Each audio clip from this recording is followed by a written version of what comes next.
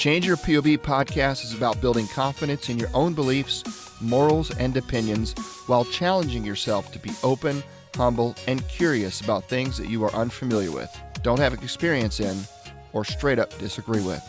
We will explore concepts and ideas that will challenge you physically, mentally, and spiritually.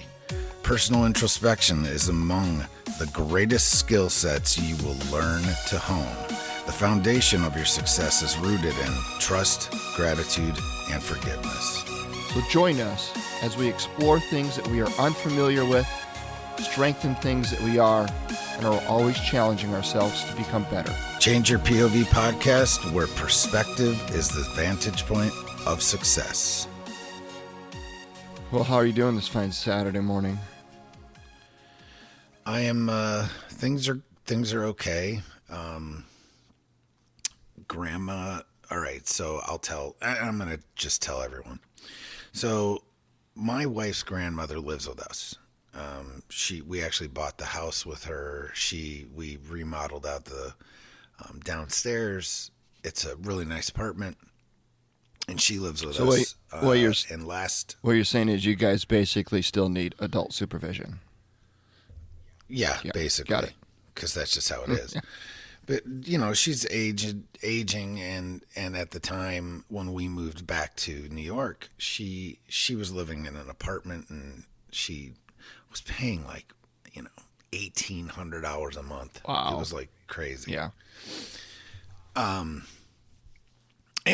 that's not the point. And she's getting to the point where it was like, yeah, maybe, with her health, she should have people around. So we were like, well, we're going to buy this house anyway, so let's just do it. And we'll turn the basement into and it's a nice walkout basement, gorgeous.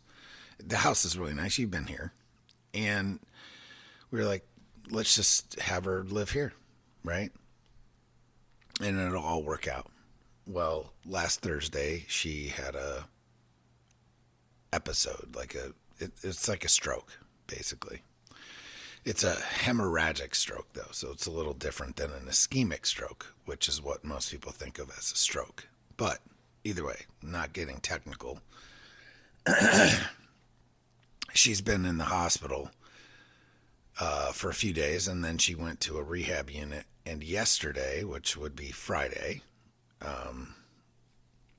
the 31st of May, they weren't able to wake her up at the rehab unit. So they rushed her back to the hospital, and now she's, not doing the best. So my recording space has changed a little bit because people are here from Florida, and we're, hoping for the best, expecting the worst. So yeah, that's how my week has kind of been. Wow. So not the best, right? Not good, but also, it's life. That's life. Yeah. And stuff happens, but otherwise things are good, man. Family's good. Everyone's healthy except for Grandma. And then, we're doing this, and it was really cool because it gave me a chance to read over a book again that I love. And it's like every time you read through things that you might have read in the past, you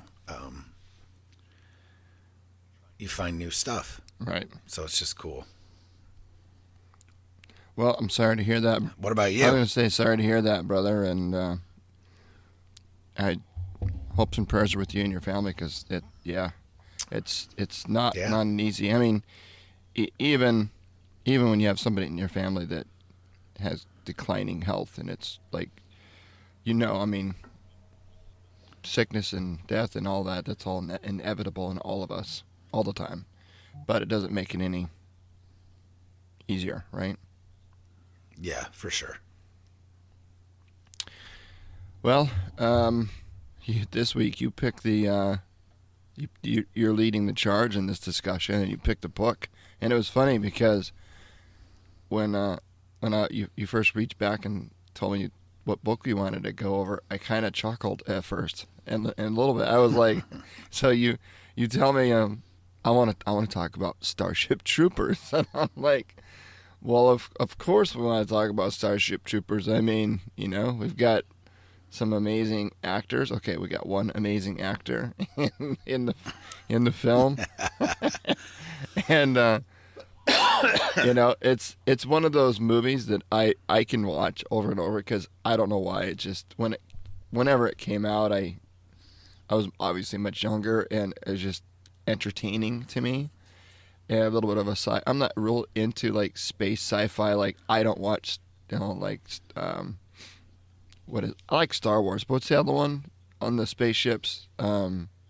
Star Trek. Star Trek, yeah. Can't hang, man. Star Trek. Let's Star Trek. Star Trek.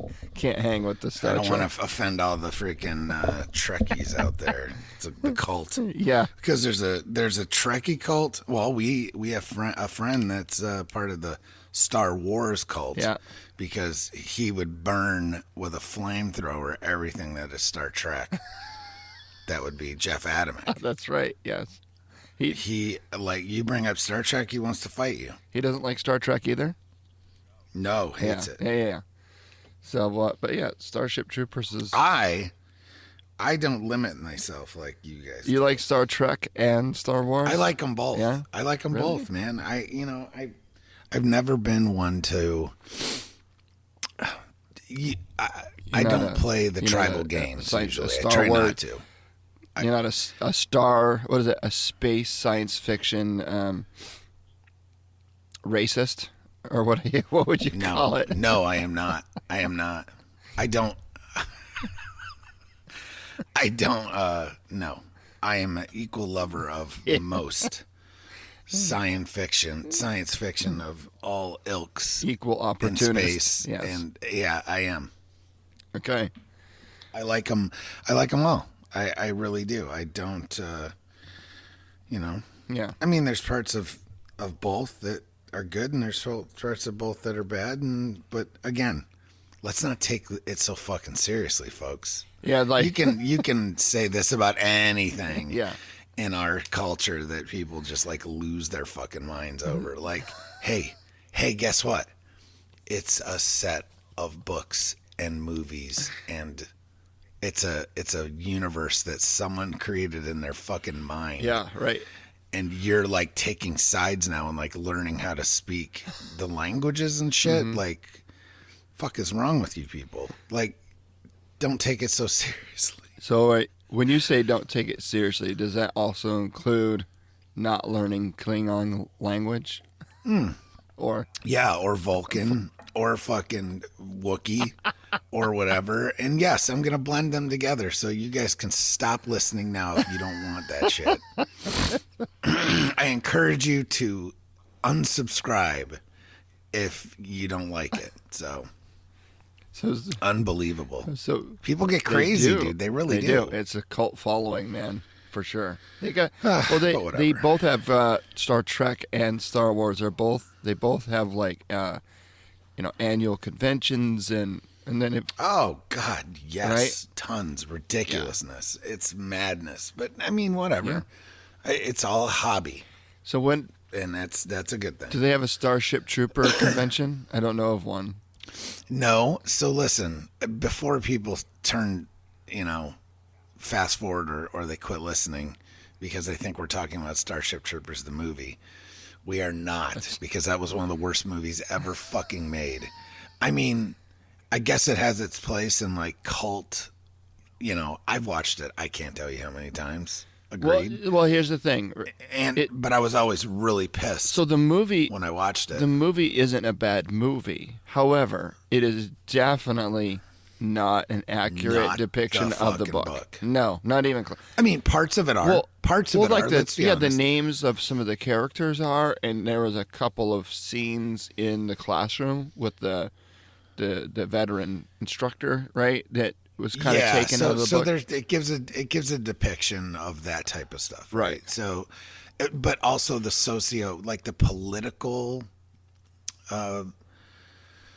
the political stuff that's in it, that's depicted But that's sort of, except for, I'm just saying there's parts of the book where some. It takes parts of the book, but even when they made the movie, which I haven't even looked and I don't care to look, the book was written in 1950s. Was written in the 1950s, published in 1959. Yeah. And then anyone that's read it, they go, damn, that's pretty cool. Well, I actually looked it up. Did you know? So get this. It was written in 1959. It was also published in 1959. So this is what I found pretty interesting. The author, Robert A. How do you say his last name? Heinlein. That sounds very German. But anyway, so I got to read this really quick. So it's a military science fiction novel by American writer Robert Heinlein. Written in a few weeks in reaction to the U.S. suspending nuclear tests. The story was first published as a two-part serial in the magazine of fantasy and science fiction as Starship Soldier, and then published as a book by G.P. Putman's Sons in December 1959. So he wrote this story really in a couple of weeks, and it was in response to the suspension of nuclear testing on the behalf of the U.S. So. And I got to tell you, man, when you first said we were going to talk about Starship Troopers, I was like, instantly, because I never read the book. So instantly, I'm thinking of like the movie, and I'm like, sure, man, whatever floats your boat. Sure, bro. What the fuck are we going to talk about with that thing? And then the shower scene? What? Yeah, I thought maybe we're going to get into like the duality of women in combat arms, and because that's depicted in the movie as well. No, because again, that's depicted in the movie, but not in the book. That's right. It's not in the book. That's our glorious. They entered that because women are not in the infantry, not in the book. Right. They use some of the same names, obviously, of the women from the movie, are actually men in the book. Right. But all pilots in the book are women because they have, it is known, biologically women have better reaction time. They've got, that's another thing. If you take, on average, this isn't everyone, but on average, if you take a man that's never fired a weapon and you take a woman that's never fired a weapon, on average, and you train them exactly the same, right? Same course of instruction, same all of it, the woman will end up at the end of that as a better shot than the man. Right. It's on average, that is absolutely the truth. So that's kind of proven, but they were all pilots in the movie. Right. On the movie. Sorry. In the book. Yeah. In the book.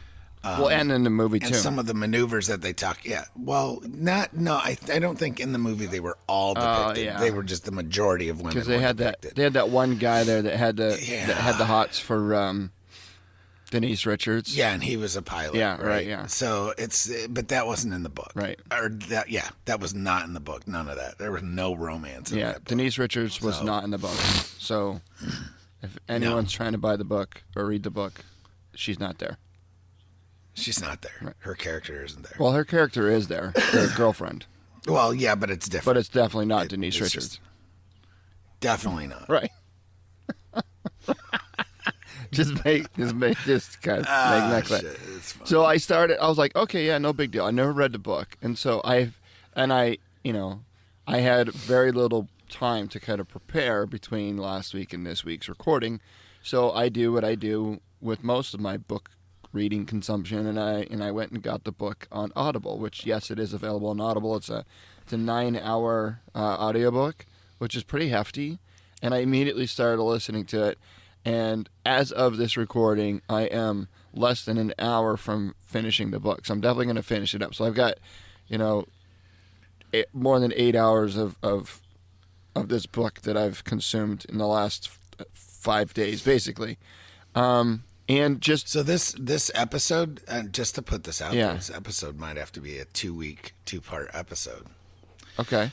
because there's almost too much to cover in one episode. There is a lot, frankly. Well, I mean, especially because I think I have time constraints today too. So okay. Well, when I started listening to the book, the first thing that popped out is number one. This is definitely not the movie, and I had struggled at first. I had to kind of purge all of my memory of the movie out. The visuals, yes, right? Yeah, I had to purge that out of my brain because if you watch the movie first and then you try to read the book, you're going to try to associate what you saw in the movie with what's in the book, and I'm telling you, you're going to be very screwed up. At least I was. So, your mind's going to get tainted. Yeah, so you really kind of have to go at it, just like pretend like you never watched a movie and just go at it like fresh. I will also say that I was not really thrilled about with the narrator of the audiobook, actually. Well, not good. Wasn't good. No. I mean, he got the job done, but you could tell it was definitely like a second-class citizen, to steal a term from the book. Shit. That did the audio, because there was a lot of like his audio quality wasn't awesome, and there was a lot of like aftermarket edits that came in afterwards, and you could definitely because you and I are podcasters, so we could easily tell when there's like a cut or a segment that's been kind of filled in with audio that wasn't, especially when audio quality's different. Yeah, exactly. Yeah. And that happens like quite a bit throughout. Yeah. But anyway, I was able to kind of get through that. I was just really paying attention to the content, and I got to tell you, man, there's some deep shit in this book. It's a deep book, man. It really makes you, like question for sure. Like what is, and I don't want to jump ahead, but it definitely gets you, thinking about not about just going to war, but why go to war, right? What justifies? It's really like I think anybody that's studying ethics or morality, or should really read this book, man. Because it really gets into ethics and morality, and it challenges that. And the whole point of this, this podcast is to change your point of view. And, well, it's like ethics, morality, and justification. Yeah. Like, who the fuck do you think you are? Mm-hmm. Like, who do we think we are doing what we do, and why? What's the justification of a lot of the shit? I mean, this was a very controversial book when it came out. I think it would still be today, probably even more so. Oh, absolutely. And just so you know, because you and I have talked extensively about how they should redo it. They should redo it as a movie, more congruent with the book. Yeah. Right? Yeah. And there are people doing that, supposedly, writing it. And there's a producer that's on board. It's actually, and I can't remember his name, and I'm not going to look it up, but it's the guy who produced all the Fast and Furious movies, and I Am Legend with Will Smith. Oh, yes. Yeah. Which is another really good book, by the way, that people were like, wait, that's a book? Yes, that's a book. The Will Smith, the zombie kind of movie. Yep. Either way. So that producer's looking at redoing it. And as of, like 2 or 3 years ago, he had people writing the screenplay for it. Wow. So we'll see. And I think it'll be just as controversial at that, now as it would. Because the things that he's harking on they're kind of timeless. Like generation after generation have been stuck on these things, right? Yeah. To an extent. Like militarism of society, right? Yeah. I mean, we kind of run into that now too. Ever since, it's kind of his part is Robert Heinlein was truly probably... He was part of the military-industrial complex. I'm saying that with air quotes, He was a Naval Academy graduate, 1929, served in the Navy until 1934. And then 10 years later, basically, when World War II kicked off, which is less than 10 years, but World War II kicked off, he didn't become part of the military, but he, by trade, he graduated with an engineering degree from the Naval Academy. He worked as an aeronautical engineer for the Navy during World War II in Philadelphia. Now, if you dig into that, there was some shit going down in Philadelphia in World War II with experimentation and things like that too. But he also recruited a name that people might know, a gentleman named Isaac Asimov. A lot of people in the science fiction world will know that because he's a writer and he was a chemist and professor. But he recruited Isaac Asimov to also work at the Philadelphia Naval Shipyard in the programs that they worked on. So you see this correlation of science fiction and reality kind of mix a little bit there, right? Mm-hmm. And just kind of a cool story. So yeah. So he is a veteran, obviously. Yeah, you could definitely tell that when I read the book. Yeah, because he knows the lingo. Mm-hmm. He knows all that type of stuff. And one of the biggest aspects, and this is a thing talked about today. I don't know if you've ever had the conversation, but I remember having the conversation a couple times during my service and after, is one of the biggest narratives within this book is the idea of citizenship. Mm-hmm. And what gives you actual citizenship. So of the United States, this is something that we've debated politically over the last, I don't know, decade really, with the whole shit with Barack Obama. And even now, like with, everyone focusing on illegal aliens and things like that. What designates citizenship? And within the book, the only way to become an actual true citizen with like being able to vote is to have served in the military. Mm-hmm. Yep. And that's very controversial to a lot of people. Yeah. I mean, I don't know. I'm not a prescriber to that, but there's a lot of folks especially in the veteran community that are. And that was actually discussed in the book at length, obviously. And Johnny, the main character of the book, was asking the question of, if that's the case, why don't we have like mandatory service where everyone's required to serve a term, right? And then everyone could be essentially a citizen. And I forget who in the book he was talking to. I think it was the professor there that was like a veteran, right? The other main character of the book.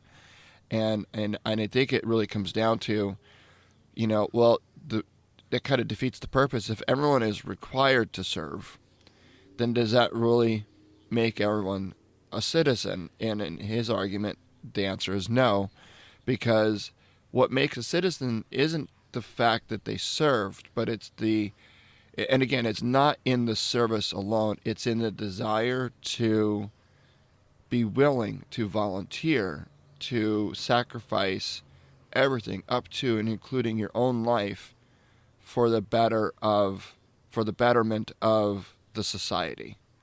And it's that willingness and that the open volunteering of that is where the power comes in, not the fact that you wore a uniform.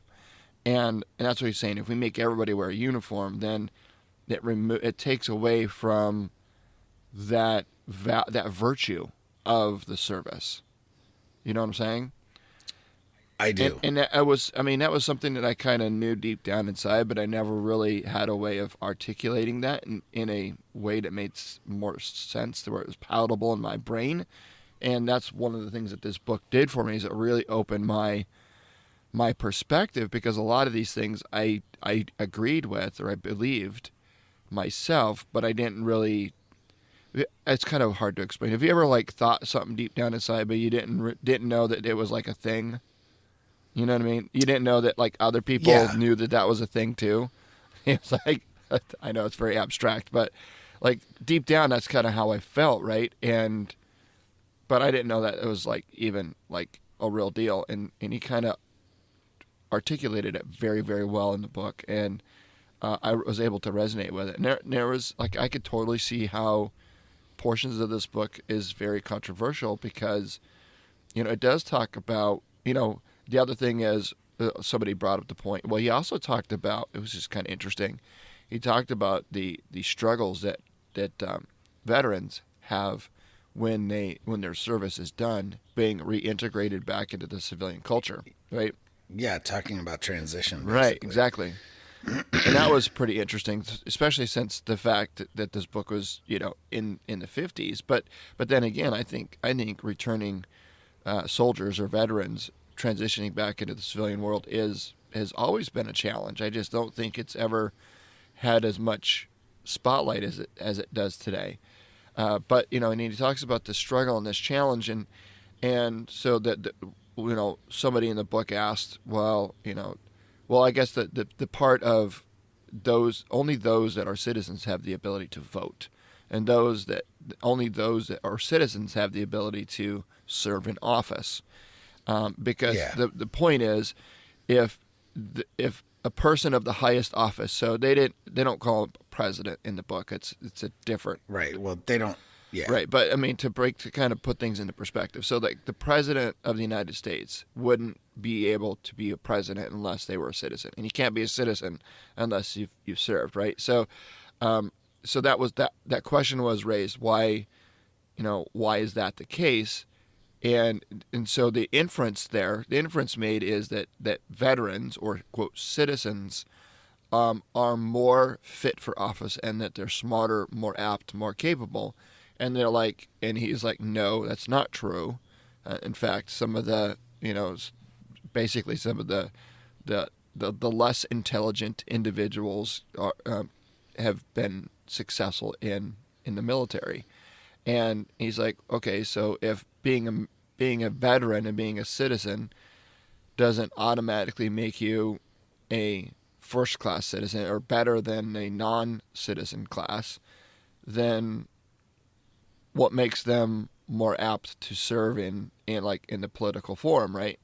And he basically said, and I'm paraphrasing here, but he basically, in a nutshell, said that, a citizen or a smart, intelligent non-citizen has its purpose, but a citizen or someone that's actually served and has made the choice to volunteer and well, here, let me read the excerpt. Oh, you found it? Okay, good, because I'm butchering the shit out of this.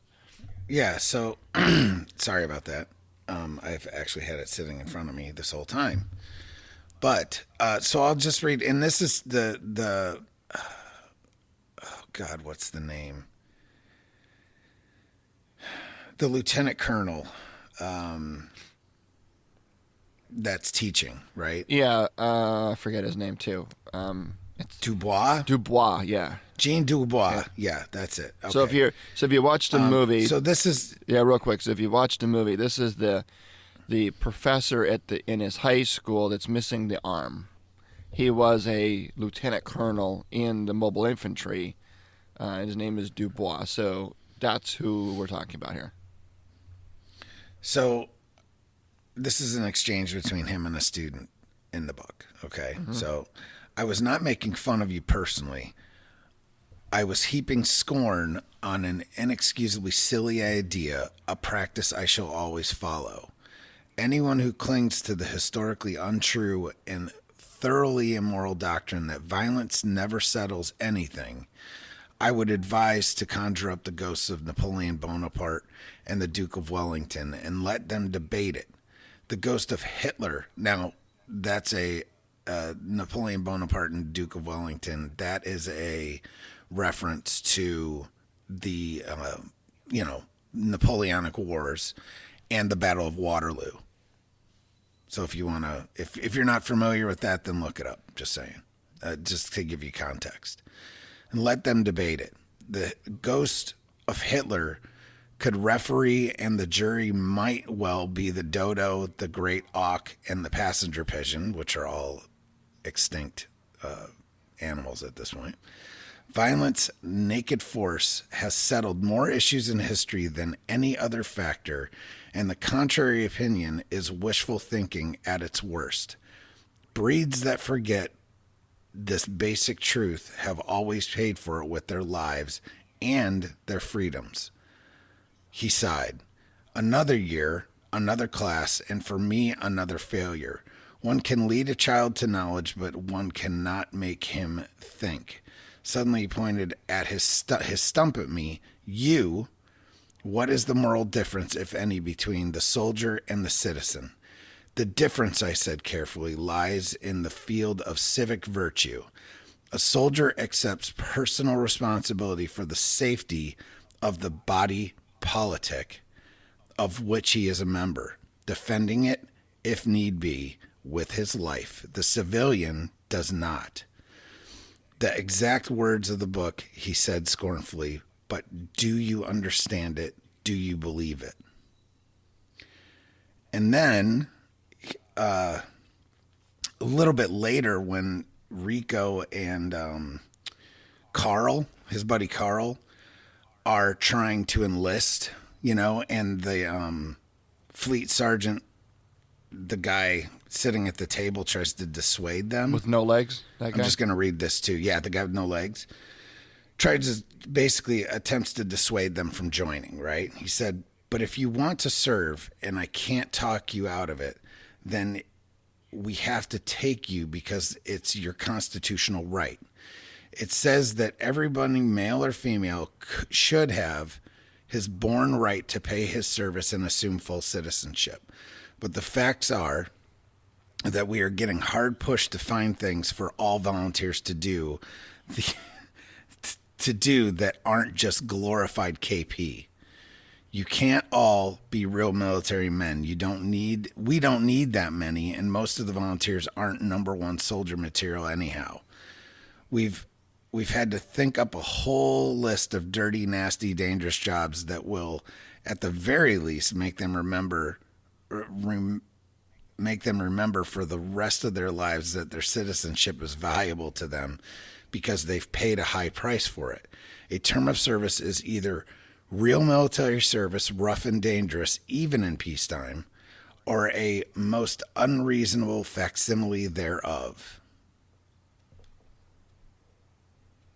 So there's basically. So what's he saying? He's basically, if you're going to join the military and get your citizenship, you're going to earn it. You ain't going to just skate by. Even in peacetime. Even in peacetime. Right.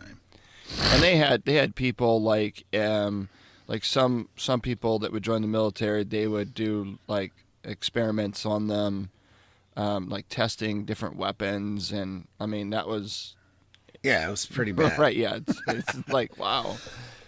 But yeah, it's just kind of like what he said. At the very least, make them remember for the rest of their lives that their citizenship is valuable to them because they paid a high price for it. Right. So whatever the job. This is one of those concepts, though, that I try to switching gears just a touch here. That I try to get veterans because, as most people know that are listening, I work with veterans a lot. And being a veteran myself, I try to get all veterans to be proud of their service, the service that they did, right? Mm-hmm.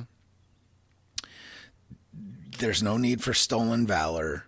There's no need for lying about what you did or, how many people you killed with a K-bar. It's not really necessary. Yeah. Right?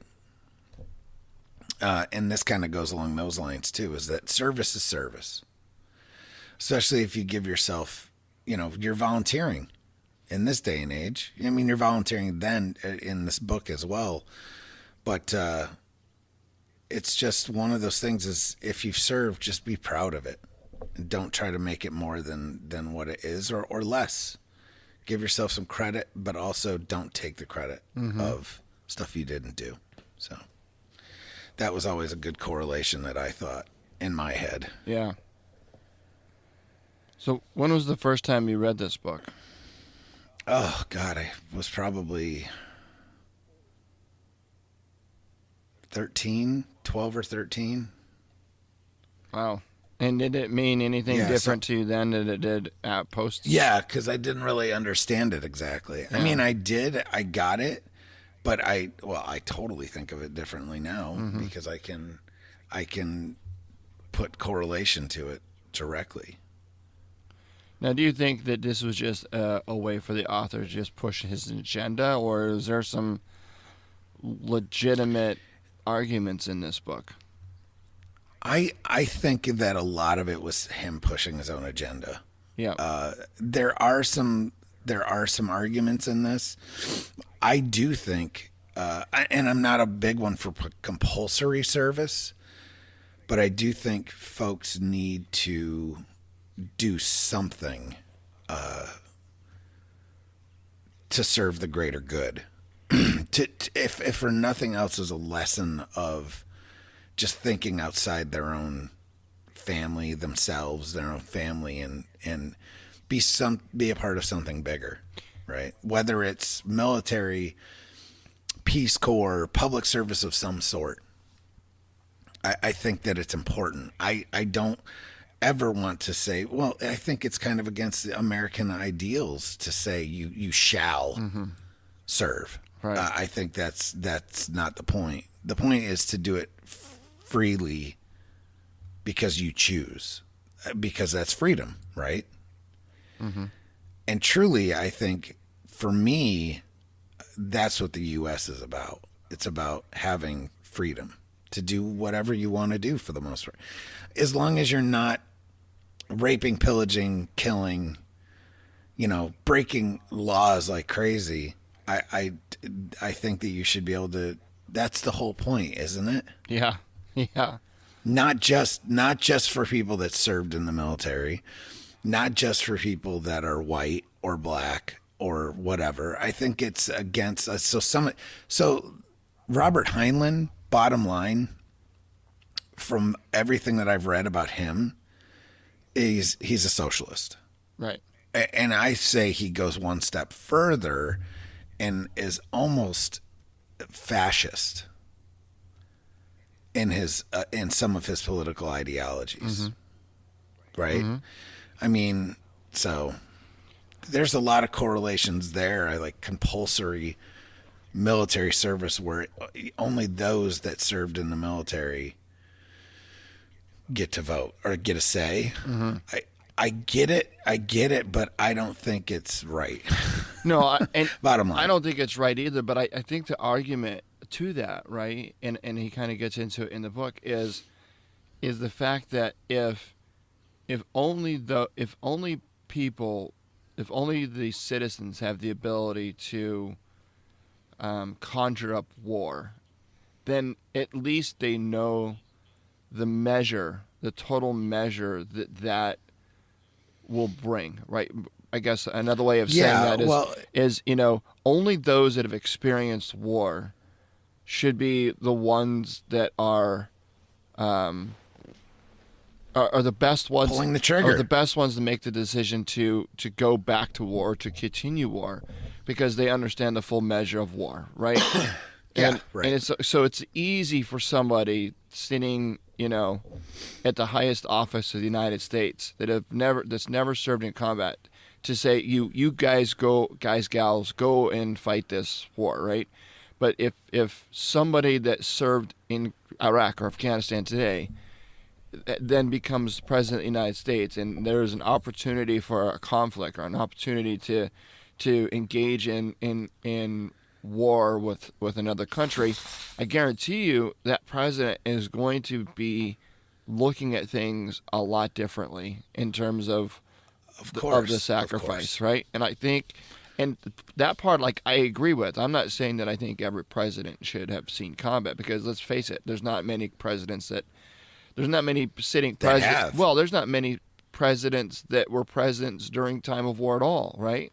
So serving in the military and serving in the military during time of war is two different things. I mean, I did 10 years in the Army, and it was only my last year of that service that I saw combat. Many people do their entire service, could do an entire 20 years or 30 years without ever seeing combat, right? So, there's a difference, right? They're serving in the military, and then they're serving in combat. But one of the things that I liked about the book is he peppers in throughout the book a lot of quotes from, real quotes from military men throughout history about the cost of war. Well, actually, yeah, the first, well, it's not really the cost of war, but the first quote in the entire book is from Dan Daly, Medal of Honor winner from, Medal of Honor winning Marine, awarded, I should say, not winning. And they have it as, come on, you apes, follow me, do you want to live forever, that bullshit. Yeah. You know what I'm talking about? Come on, you sons of bitches, do you want to live forever? Right. That's Dan Daly. Yeah. Right? I mean, it's the same quote, basically. Yeah. So. But that doesn't, I mean, we know throughout history of the United States, and if you look at Congress, and you look at times of war, the Congresses that have more veterans are less apt to vote for war. Correct. Which seems counterintuitive to a lot of people, because and I shouldn't say a lot of people. I think that the anti-war movement would say, that people that have served are a lot times more warmongering, which is not true. Not true at all.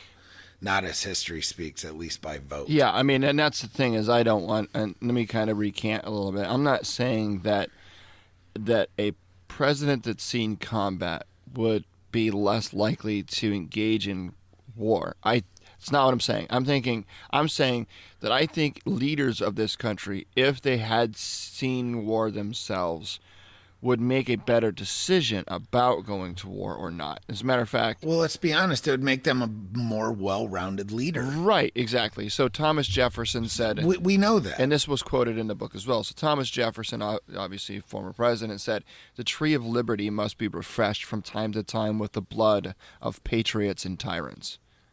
And that's true, right? So it's not about never going to war.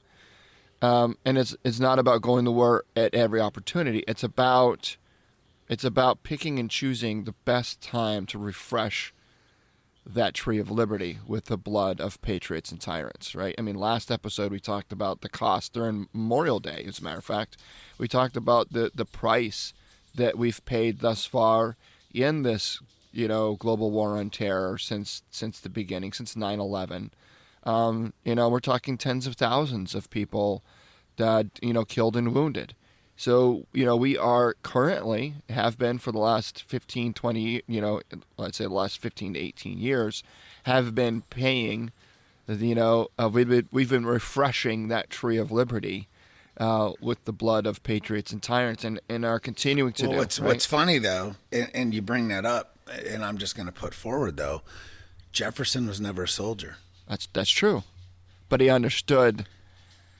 Of course, he did understand the sacrifice because he was, but he was a statesman. Yeah, he was a diplomat. You know what? And this is another funny point: is 2 of our first 3 presidents were statesmen, and diplomats, not soldiers. Right. John Adams and Thomas Jefferson. They were not soldiers. They never picked up a rifle. No, but in war. No, but they signed the Declaration, which is essentially an act of treason, or what was considered treason by the British government. Doesn't mean they didn't have the balls. Yeah. It doesn't mean they didn't have the balls. Yeah. What I guess I'm trying to show is that you do need a blend. You do absolutely need a blend. I do, but I think that blend needs to consist of both military and statesmen, but everyone needs to have skin in the game, right? So Jefferson, though he hadn't served, he signed knowing that definitely has skin in the game. Right, had skin in the game. Like if the Revolutionary War had gone the other way, like like we probably wouldn't even have known of Thomas Jefferson, right? He would be, I'm sure it would have been, hung or something, shot, killed, something. But, he was willing. Again, this is what I was talking about. It's not about signing the dotted line to become a service member. It's about the willingness to volunteer, to lay down and sacrifice up to and including your own life for the betterment of the greater good. And even though Thomas Jefferson may not have served in the military, he definitely lived up to that credo, right? Lived up to that willingness to sacrifice everything. And he did. Because regardless of whether or not he still served. Correct. He put his neck on the line. He put skin in the game. Yes. And I'm saying even like compulsory service of one form or another does give you skin in the game. Yeah. It gives you that perspective at least. Whether you're an aide for a congressman or congresswoman, or you just happen to work for the National Park Service for 3 years, or do some type of internship, or the Peace Corps. And I'm not a big fan of I'm a fan of the Peace Corps in theory, but I think that anyway, I'm not gonna polarize on that point at this point. So I think that it's a great concept, but we have a lot of shit going on here that needs assistance as well. Yeah. I mean, in this book, he even touches on some things that, like I've the first time, and this quote always stuck with me, because it wasn't directed exactly at the Second Amendment, right? Yeah. But it also is a quote that's used a lot in the rights of people keeping and bearing arms, and that's, there are no dangerous weapons, there are only dangerous men. Mm-hmm. That's the first time I ever remember seeing this quote, and it's stuck with me since the first few times that I've read it. Yeah. Yeah. But it was in the. Also remember too that it was in the question on the purpose of knife throwing. Mm-hmm. Sergeant Zim there in boot camp, basically. Yep. Responding to the question on the purpose of knife throwing was, there are no dangerous weapons, there are only dangerous men. Well, I mean, we just had, I think it was yesterday, as a matter of fact, there was a mass shooting at Virginia Beach in the municipality building. If you hear about this, 12 dead, and I don't know how many wounded.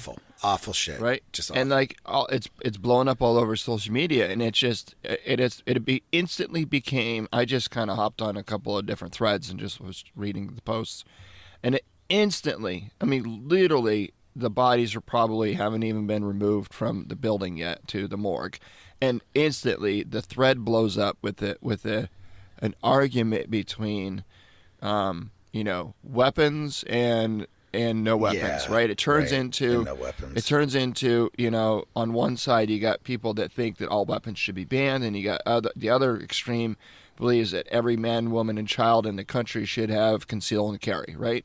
And it just turns into this battle of weapons. And it's weapons, and no, it's not weapons. Yes, it is weapons. And you just hit the nail on the head. There are no dangerous weapons. There are only dangerous men. And I mean, at the end of the day, I mean, you look at China. How many times have you heard about, regardless of your ultimate opinion, a person that wants to enact violence upon other humans is going to find a way to do so. Yeah.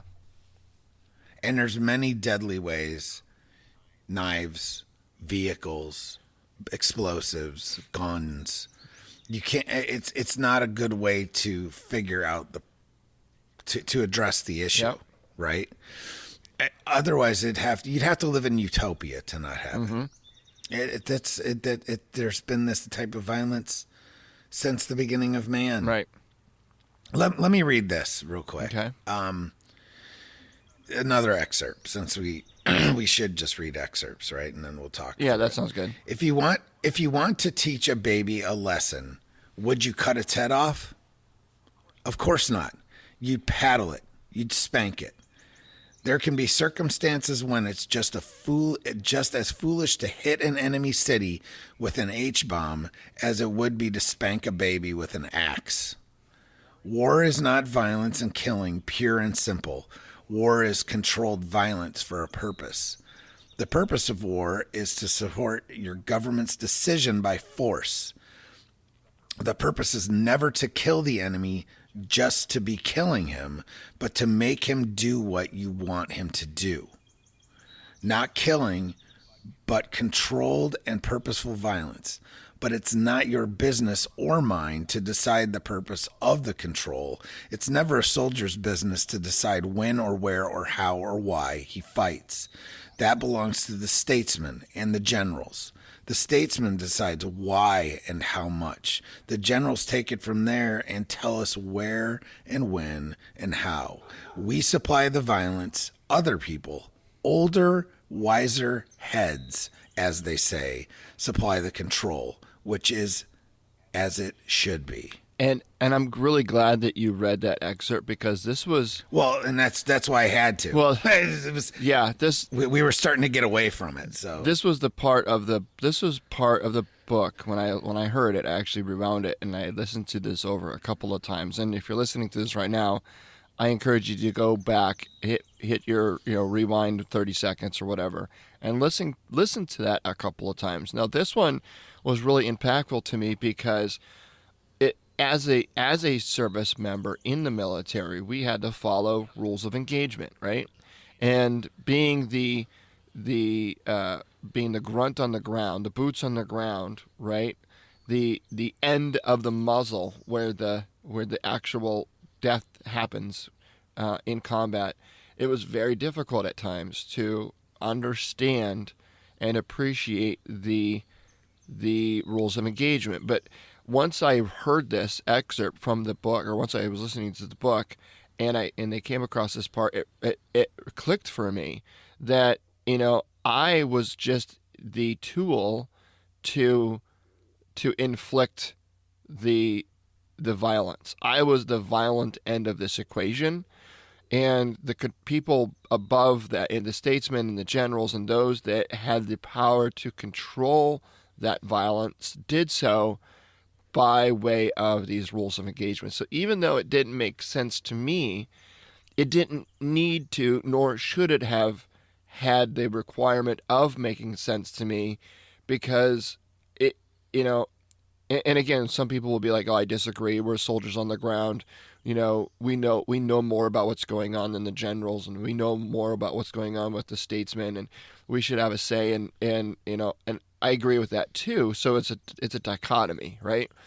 But I honestly think that if the soldiers on the ground just did whatever they needed to do based off of their firsthand account of what's going on right here, right now, and didn't have that bigger picture and have that control and that wherewithal to be able to apply that pressure here or remove it over here and reappropriate it over there, then I think war would just be just absolutely total destruction to the end. I think total chaos. It would be total chaos, and I think it would be total destruction. I think it would be the equivalent of spanking a baby with an axe, right? Yeah. Right. But because those controls are in place, because there's rules of engagement, because we have people that, they want us, they need the ability to apply violence, but they need the ability to lift and shift, remove violence and apply it at will wherever they need to, at whatever capacity or level of violence that they deem fit. And I think that's why having smart generals and having smart statesmen, they'll make those decisions better, so the people on the ground that are applying the violence have a better understanding of what's happening and why, right? Yeah.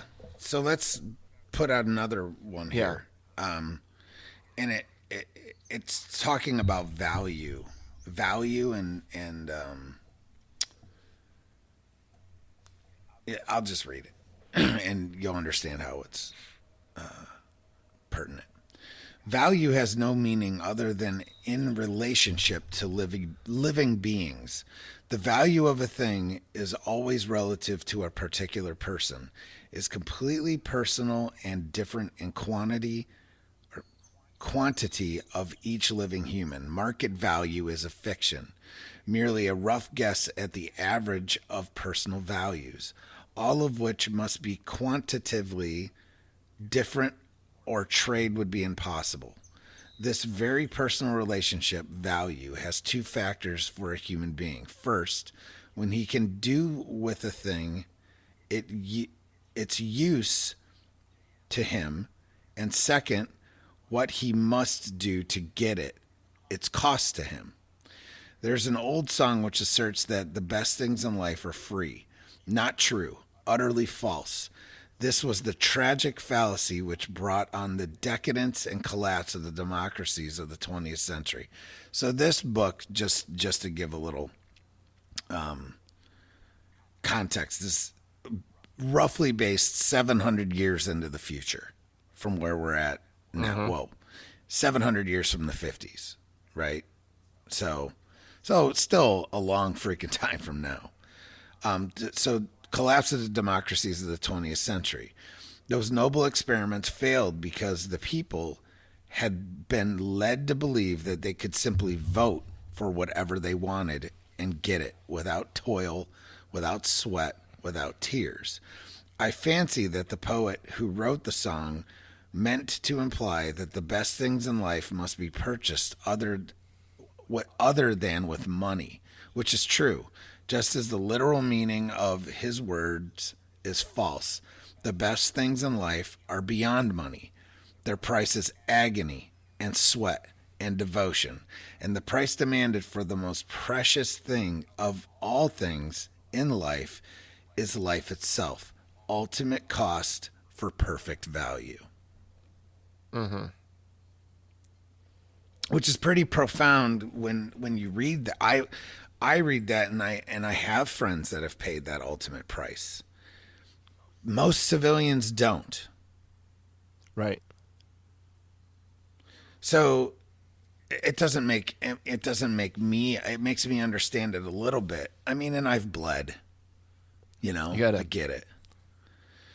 So it's but again, here's the point that I want to make of service, since we're still revolving around this. And there's another quote in the book, which is an homage to part of our national anthem.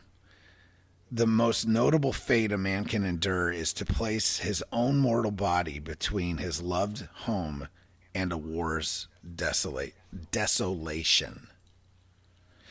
I do that because I want to do that. I did it because I wanted to do it. A lot of folks that I know, that's why they did it. If not me, then who?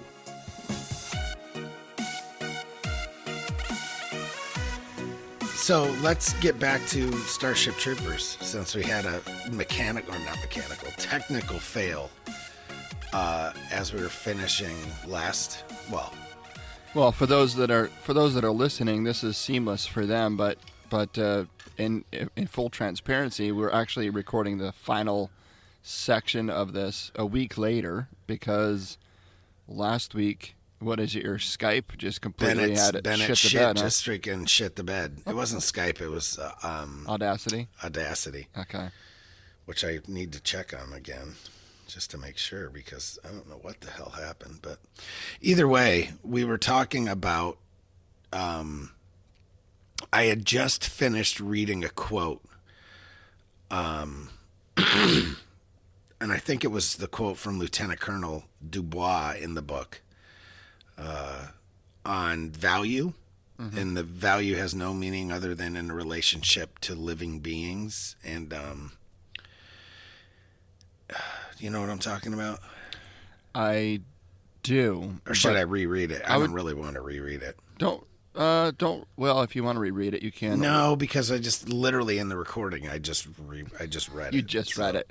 Yeah. So let's just pick up from there and just talk about it. So it basically talks about the ultimate cost of perfect value, and the price demanded for the most precious of all things in life is life itself, right? And I was just going to say, and I know this is going to release a little bit later, but we basically are in the 75th and the 75th anniversary of D-Day. Was just 2 days ago, and there was a lot of stuff on the internet, and a lot of people were just like, "Oh wow, I can't believe it!" Look at those World War II veterans, how old they are now, and and I want to recognize those guys, but a lot of people see this as kind of like a novelty type of thing. I'm like, do you realize like what these guys went through? Oh my God! Like I can't even like Nick and I were talking about this earlier this week. Yeah, and just all right. So how long was your deployment to Iraq? 12 months. So 12 months. But there were guys that had deployed up to 18 months, right?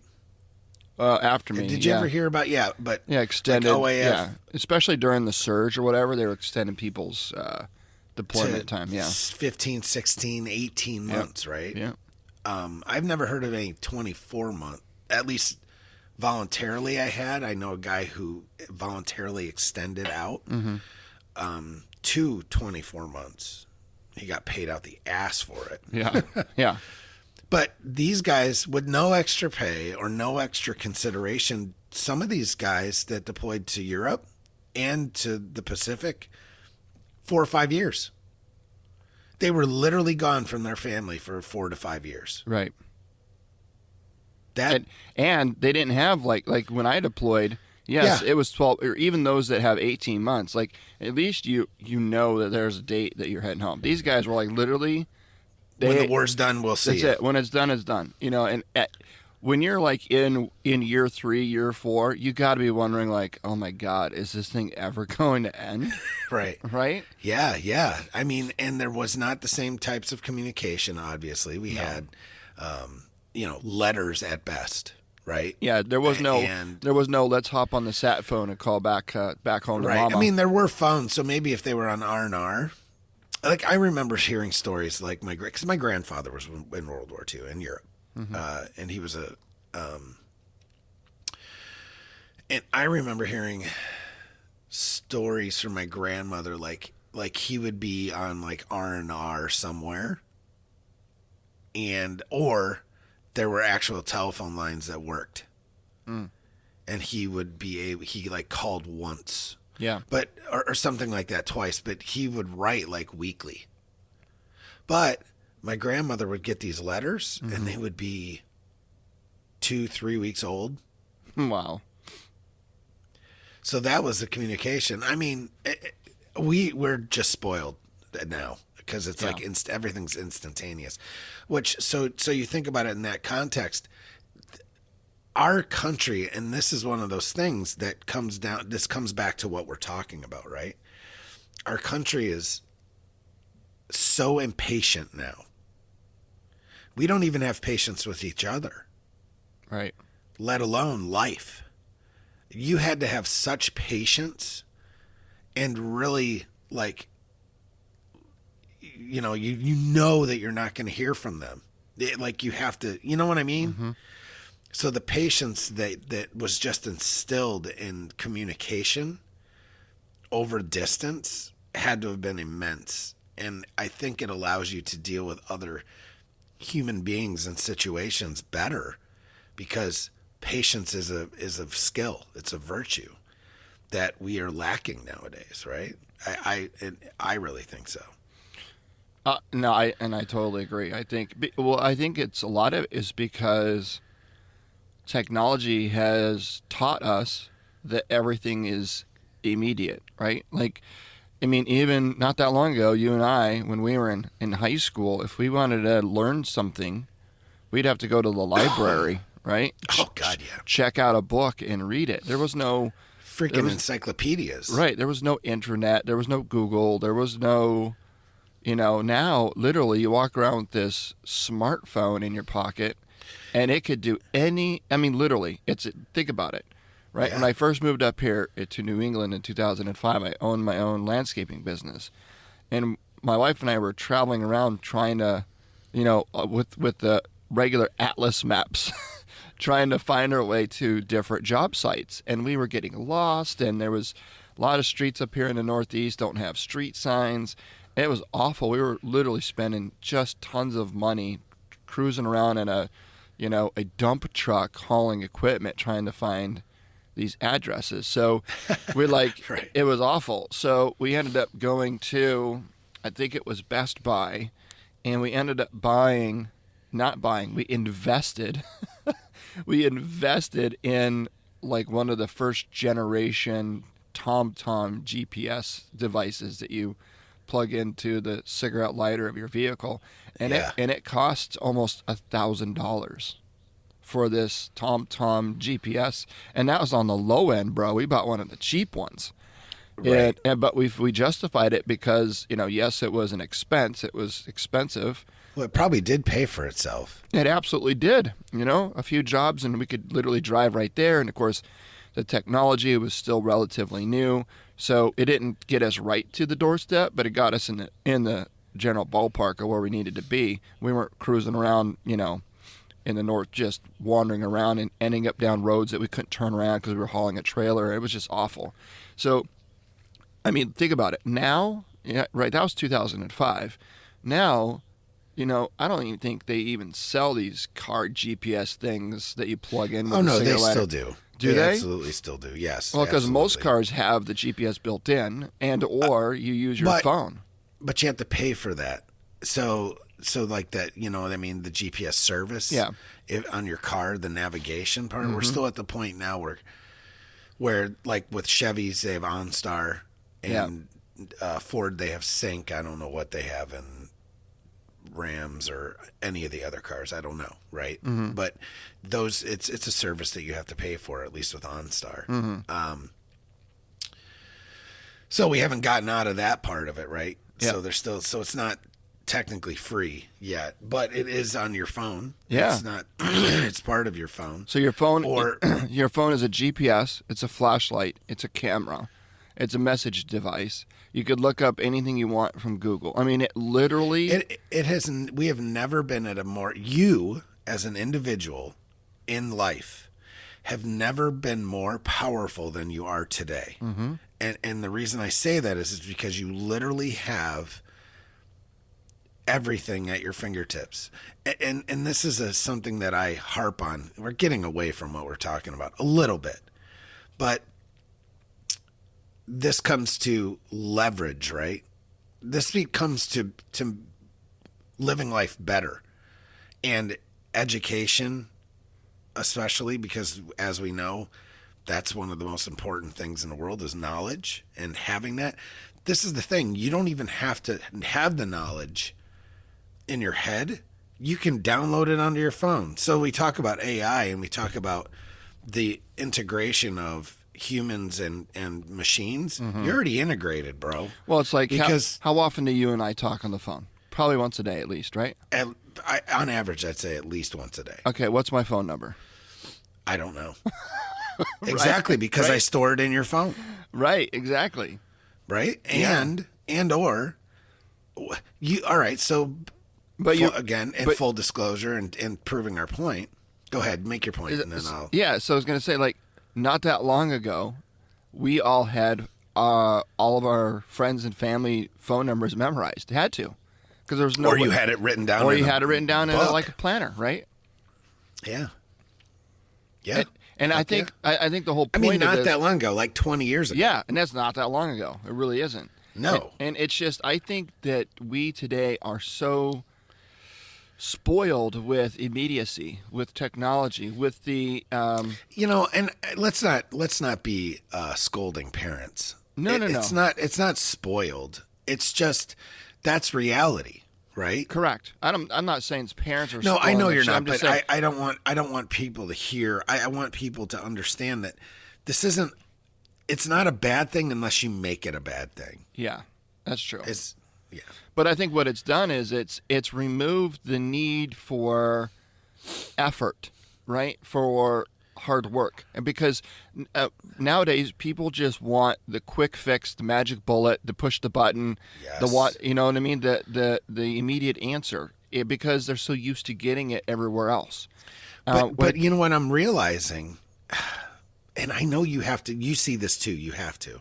Although I see it a lot because I have I'm dealing with a section of society that in a lot of times, the reason that they're there, and this is my theory, the reason that they're there is because they're not leveraging the technology available to them. And it's actually making them less effective double-edged as a sword. person. Double-edged sword. Right. Technology, right? Yeah. You got people that they literally don't want to, like, they're coming to me for the answers when literally they have a smartphone in their pocket because you can barely buy a phone that's not a smartphone now. Right. But, or they do have internet access, and I know they do because I provide that for them, right? And I'm literally, my answer to so many questions now is Google it. Right. Yeah. Because, and you know what, we could go down the road of the evil empire that is Google or Apple or Amazon, but I you know what, I don't care. This is the reality, right? This is the life that we're living in. It's about leveraging the tools that you have.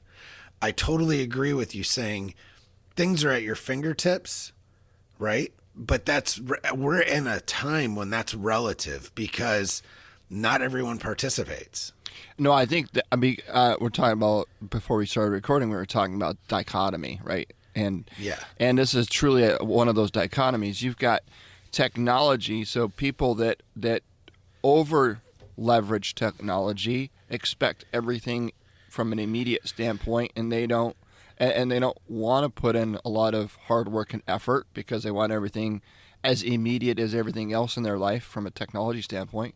Whether it get promoted at a job, lose weight, right? Pass an exam, like whatever it is, people that over leverage technology get spoiled with that immediacy.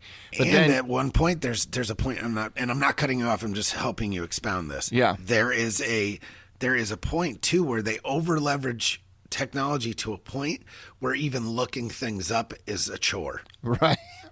Right. So you get this whole full circle thing. Well, because now you got the Siri and the Google Assistant. So we don't. Oh, typing it in is a chore. Right. Let me just ask Alexa. Yeah. And I don't know if Carmen. Oh, see, Alexa, what's the weather like today? Alexa, what is the weather today? Right now in Liverpool, it's 55 degrees Fahrenheit with clear skies and sun. Today's forecast has mostly sunny weather, with a high of 79 degrees and a low of 53 degrees. They don't even type. Right. Exactly. And I think that come across. I'm it sure did. Yeah, it came across, loud and clear. And I think we're even going to move. So cool, though. It is cool, but I think we're going to end up even moving even further to the right on this, and even asking is going to be too much of a chore, and they're going to work on trying to get some mental brainwave thing. What the fuck was Elon Musk talking about on Joe Rogan? Mm-hmm. The neurosynapses integration with whatever, because our brains don't work fast enough. Right. Or whatever. Something like that. Yeah, so that's to the far right. And then you go to the other extreme, and you're right. You got people out there that almost actively refuse to leverage technology in any form or fashion, and they suffer because of it. They really truly do. Right. So let's get back to the reading, how this is all integrated into this reading. Okay. Right? And the quote that I had just read talks about, this is a tragic fallacy that brought on the decadence and collapse of the democracies of the 20th century. Right? Because remember, this book is written 700 years in the future. Those noble experiments. Go ahead. But it was written in the 50s. Yes, but it was written in the 50s. So what? Still, we're only talking 60 years ago. Right. Well, 1959. So. But it's just, 60 everything. Years ago, right? All this technology that we're talking about right now did not exist at all when this book was written. None, but it's so pertinent. Right. Yeah. Right. So those noble experiments failed because the people had been led to believe that they could simply vote for whatever they wanted and get it without toil, without sweat, without tears. I fancy that the poet who wrote the song, and the song is "The Best Things in Life Are Free," right? Mm-hmm. The poet that wrote the song meant to imply that the best things in life must be purchased other than with money. So we were talking about paying with blood, paying with time, paying with sweat, right? Mm-hmm. That's literally the meaning that I'm trying to point here. Is the best things in life are beyond money. Their price is agony and sweat and devotion. It's about working hard. I mean, People would just and you want to. still have to, and people don't want to right now, right? And which I understand. I totally understand it. But this is why. And another podcast. I know you don't really listen to it, but the MF CEO podcast. Mm-hmm. I know you have listened to. I listened to it. Yeah. Andy Frisella. Yeah. He is like the biggest proponent of fucking hard work, right? Like. Yeah.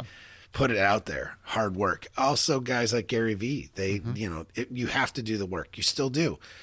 Too often, people are just not succeeding because they're actually not putting in the work or the hard, the time. Right. Because it doesn't have to be hard work in the essence of, you're sitting there plowing a field, but you've got to plow something. You've got to, you know what I mean? Whether it's words on a page or sitting in front of a microphone or, putting in your time, that really hasn't changed. You do have these sensations that it like happens, but again, that is something that, what did they do for the 10 years prior to that? Prior to the time when all of a sudden people saw them. Mm-hmm. Probably some hard ass work. Probably a lot of it. Yep. Right. So I think we've beaten that point to death. And then, so moving on in this book,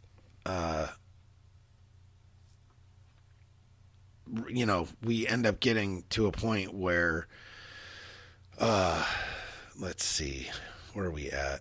So that was all from chapter 6. That we were talking about with that saying in it, mm-hmm. right? Yep. So the next quote that I've got out of the book is from another Lieutenant Colonel Dubois. This guy was pretty smart, obviously, right? Right. Yeah. Or actually, I've got one from Rico, the main character in the whole book, and it says. That old saw about is it saw or song? To understand all is to forgive all is a lot of tripe. Some things, the more you understand, the more you loathe them. And that's an internal monologue on the execution of Dillinger. Do you remember that? Mm-mm. I don't either. What the hell? I guess I shouldn't have read that one. That's a great quote. What does it mean, Bennett? The old saw about is it saw or song? The old about to understand all is to forgive all. So that's knowledge. Yeah. Is a lot of tripe, meaning it's all hooky. Right? Yeah. Some things, the more you understand, the more you loathe them. Right. That is pretty profound. It is, because sometimes when you just accept something at face value, it takes on one meaning, but when you dig into it and really understand, like for example, I served in Iraq 04 to 05, and at the time in my mind as a staff sergeant heading over to combat, you've got to find ways to justify that danger and the possibility of losing your own life, losing the lives of your soldiers, and I did lose lives of some of my soldiers, right? So you got to, in your own mind, find a way to justify that, and you do so by saying, well, I'm over here for peacekeeping, rebuilding the country, on and on and on, and then 15 years later, you look back and you start seeing all of the the politics behind it and the decisions that people that never had to go over there. Like, why did we ever go in? Yeah. And so because I think now it's, especially like when ISIS came out and basically took back half of the shit that we had, Yeah, exactly. And I think that's really what he's saying here is, sometimes ignorance is bliss, I think, but for sure. But at the same time, the more you want understanding, you want to know the reasons why. But sometimes when you dig into that and you realize why, or you find out the deeper meaning behind things, you realize that it's, it's bullshit. And it's kind of like when you're 7 years old and you realize there's no such thing as Santa Claus, right? I think it's the same thing. It's like, what the hell? Yeah. As long as I can still get presents, I guess it doesn't matter that there's I guess it doesn't matter. Yeah. Right. Good so, Lord. So a quote, one of the quotes that I picked up in the book that I thought was pretty relevant, especially today. And again, keep in mind that this book was written in the 50s, and there wasn't as big a problem with gun violence and mass shootings back then as there is today. But it says there are no dangerous weapons. There are only dangerous men. Yeah, we brought that up last time. Right, and I think it's huge. And I think, and this, not to make an argument for the NRA or whatever, concealed carry, like whatever, right? But at the end of the day, last night, my wife and I, we just watched that movie, what is it, 7:10 to Paris? The one with the box, the Air Force guy. Yeah, it was on the train. Yeah. Yeah, and there was the bad guy on there with like 500 rounds or whatever of AK-47, and he was going to basically just kill everybody on the train. And he ends up, getting tackled by the Air Force guy and that Army reservist, I think he was. And then detained or held down by another, bystander that was on the train. And it just goes to show you that, all that ammunition and that AK-47 in and of themselves wasn't dangerous, because as soon as they immobilized that guy and hogtied his ass, the weapon wasn't a threat. The weapon and all the ammunition was not a threat at all. They took the magazine out of the weapon. They discharged the round out of the chamber. They collapsed the buttstock. They put all the ammunition back into the backpack. They set it aside, and it stayed there. The gun didn't go off by itself. It just stayed there until the authorities boarded the train and took over the situation. Right. So it's just one of those things where people really need to look at things the way they are at face value, because at the end of the day, dangerous men are dangerous men, and they're going to find a way to inflict harm on other people. And that's the big argument, right? Yeah, is that guns don't kill people; people kill people, and what you're trying to do is limit the access to guns, and it doesn't matter. Even countries that have guns are totally illegal still have shootings. I mean, they might not have as many, but again, whatever. Another part of the book that I really enjoyed, and I don't have the full reading, and I don't know if you know where this is in the book. I don't have a physical copy of the book, but when I listened to it on Audible, I actually rewound it and listened to this several times. But it was about when the professor there was in the classroom talking about.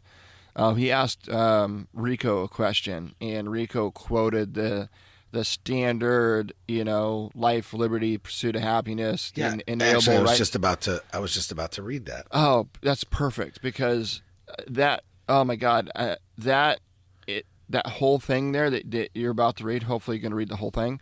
Yeah, it is. it just really out of everything in the book, this one stood out the most to me, because I never really thought about it this way, but it's so true. So, yes, life. And he's talking about life, liberty, and the pursuit of happiness. Yes, life. What right to life has a man who is drowning in the Pacific? Is this the one you're talking about? I might be. I think so. The ocean will not hearken to his cries. What right to life has a man who must die to save his children? If he chooses to save his own life, does he do so as a matter of right? If two men are starving and cannibalism is the only alternative to death, which man's right is unalienable? And is it right? As to liberty, the heroes who signed the great document pledged themselves to buy liberty with their lives. Liberty is never unalienable. It must be redeemed regularly with the blood of patriots, or it always vanishes, right? So that goes back to Thomas Jefferson, like we were talking about. Yeah, before. the tree of liberty, yeah. Yeah. As all the so-called natural human rights that have ever been invented, liberty is least likely to be cheap and is never free of cost. The third right, the pursuit of happiness, it is indeed inalienable, but it is not a right. It is simply a universal condition which tyrants cannot take away nor patriots restore. Cast me into a dungeon, burn me at the stake, crown me as the king of kings. I can pursue happiness as long as my brain lives, but neither gods nor saints, wise men nor subtle drugs can ensure that I will catch it. Is that the quote we were talking about? That's exactly the quote. So this is Colonel Dubois expanding on his statements that a human being has no natural rights of any nature. That's what it is. Right. So yeah, that's kind of intense. It is very intense because so many people hearken back to the unalienable rights, right? Life, liberty, and the pursuit of happiness. And he's basically saying, au contraire, let's look at those in greater detail. Life, unalienable? Absolutely not, because, he, again, right? Who has the right to live and who has the right to die? Right. And who the hell are you to think that you can choose? Right. Exactly right. Who are you that thinks you get to choose who lives and who dies? Mm-hmm. Yeah. Right. Yep. I mean, and I love as gruesome as it is, I love the analogy with cannibalism. Yeah. So who gets to choose? Is it who dies first? You know what I mean? It's one of those things like I live because this guy ate me, or I ate this guy. Yep. But nobody had an unalienable right to life in that situation, do they? Right. So it is a good point. It just comes down to sometimes quotes or just make you feel good. Yeah. And I post a shit ton of quotes, as people that follow me on social media know, but that's because quotes make you think. At least that's how I see them. I don't necessarily read a quote and go, "Oh, that makes me feel good." Like I dig into them usually. Right. Yeah. Just throw it on a meme and turn it into a T-shirt, and you're all good, right? Right. That's it. It's all good. Yeah. Don't actually think about the fucking quote. Right. Just, But that's I think my favorite part. Liberty is never unalienable. It must be redeemed regularly with the blood of patriots, or it will always vanish. All of the so-called natural human rights that have been invented, liberty is least likely to be cheap, and it is never free of cost. Yeah, true. Yeah. So true. Yeah, right? Yeah. D-Day. Yeah. Well, that kind of circles back to what we were talking about at the beginning. So, a couple of days ago, they had this thing where they brought some, still living World War II veterans, which with a 97-year-old guy that jumped out of the airplane again? Yeah, that was badass. Yeah, so they brought these guys onto the beaches of Normandy, right? And in the background, you can see the beaches, you can see the water rolling in, you can see kind of people strolling along, with the shorts and their, flip-flops or bare feet, just enjoying the day, right? And it looked like it was relatively warm. And, these people are like, oh, how warming, how heartwarming it is to see these old veterans all together again brought together again on the beaches of Normandy. It must be really... I'm pretty sure that they were thinking about it differently. I guarantee you they were thinking about it differently, right? So it's just one of those things where sometimes we do things like that for our own appeasement, our own peace of mind, because we think things to be, a certain way, instead of really asking the question of those, hey, how do you perceive this? What's your perspective on this? How would you feel if we pulled, 10 of your comrades together and had a photo shoot on the same, sand that you've lost so many of your patriots, comrades, on probably the most horrific day of your entire life. You know what I mean? I'm sure none of those guys were going to object to it, but I guarantee you some of them are definitely thinking about that in the back of their head. Absolutely. I mean, I lost one soldier, and if I was asked 75 years later to go back to Iraq and have a photo shoot off the side of the road next to where he was killed by an IED, I don't know if I would go. I would go, but I don't think I would be going smiling and enjoying the day like everyone else probably thinks I am. Yeah. Yeah, man. So the next thing, moving on, that hit me was a quote about juvenile delinquent. Do you remember that? I think so, yes. Same Colonel Dubois. Yep. I told you that juvenile delinquent is a contradiction in terms. Delinquent means failing in duty, but duty is an adult virtue. Indeed, a juvenile becomes an adult when and only when he acquires a knowledge of duty and embraces it as dearer than the self-love he was born with. There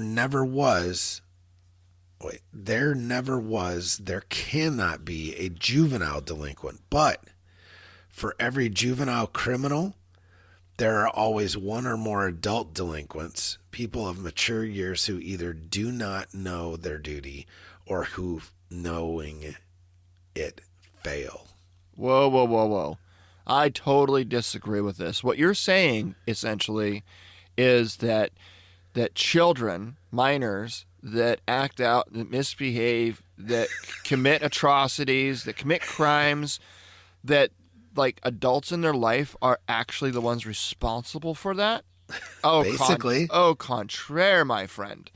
I think parents and adults should be completely absolved of any responsibility of raising their children to be productive citizens of this country, or any country of any world. Well, this is kind of a segue, just to give a little preview of some upcoming episodes, right? Yeah. We're gonna go through the book Extreme Ownership. Yes. And I can tell you, since I've read this book, I have started instituting it as a parent. Fucking amazing. Amazing. The results are absolutely amazing because it made me look at myself in the mirror and go, how am I failing? Right. But anyway, so that's kind of what this quote is talking about, right? Yeah. And this shit was written 60 years ago. Yeah, but it's so true, man. Exactly. But it has been for the age of time. For right? for every child that's growing up in a detention center or a group home, has an adult or multiple adults in their life that have failed them. Period. End of story. So it's like we could go down all kinds of rabbit holes about this shit, but there's, one of the biggest breakdowns in society is the unparenting of children. Mm-hmm. And it's rampant in our society, whether it's because people have gotten sent to jail. I mean, you have entire generations. It's going to happen in other places too, especially with wars and whatnot. But this is you can always point your finger at terrorism this as well. Well, when was the There's last all time, kinds of shit. When was the last time, Bennett, you walked to the grocery store and you saw a mother spanking her child for acting like a total ass in the store? Never.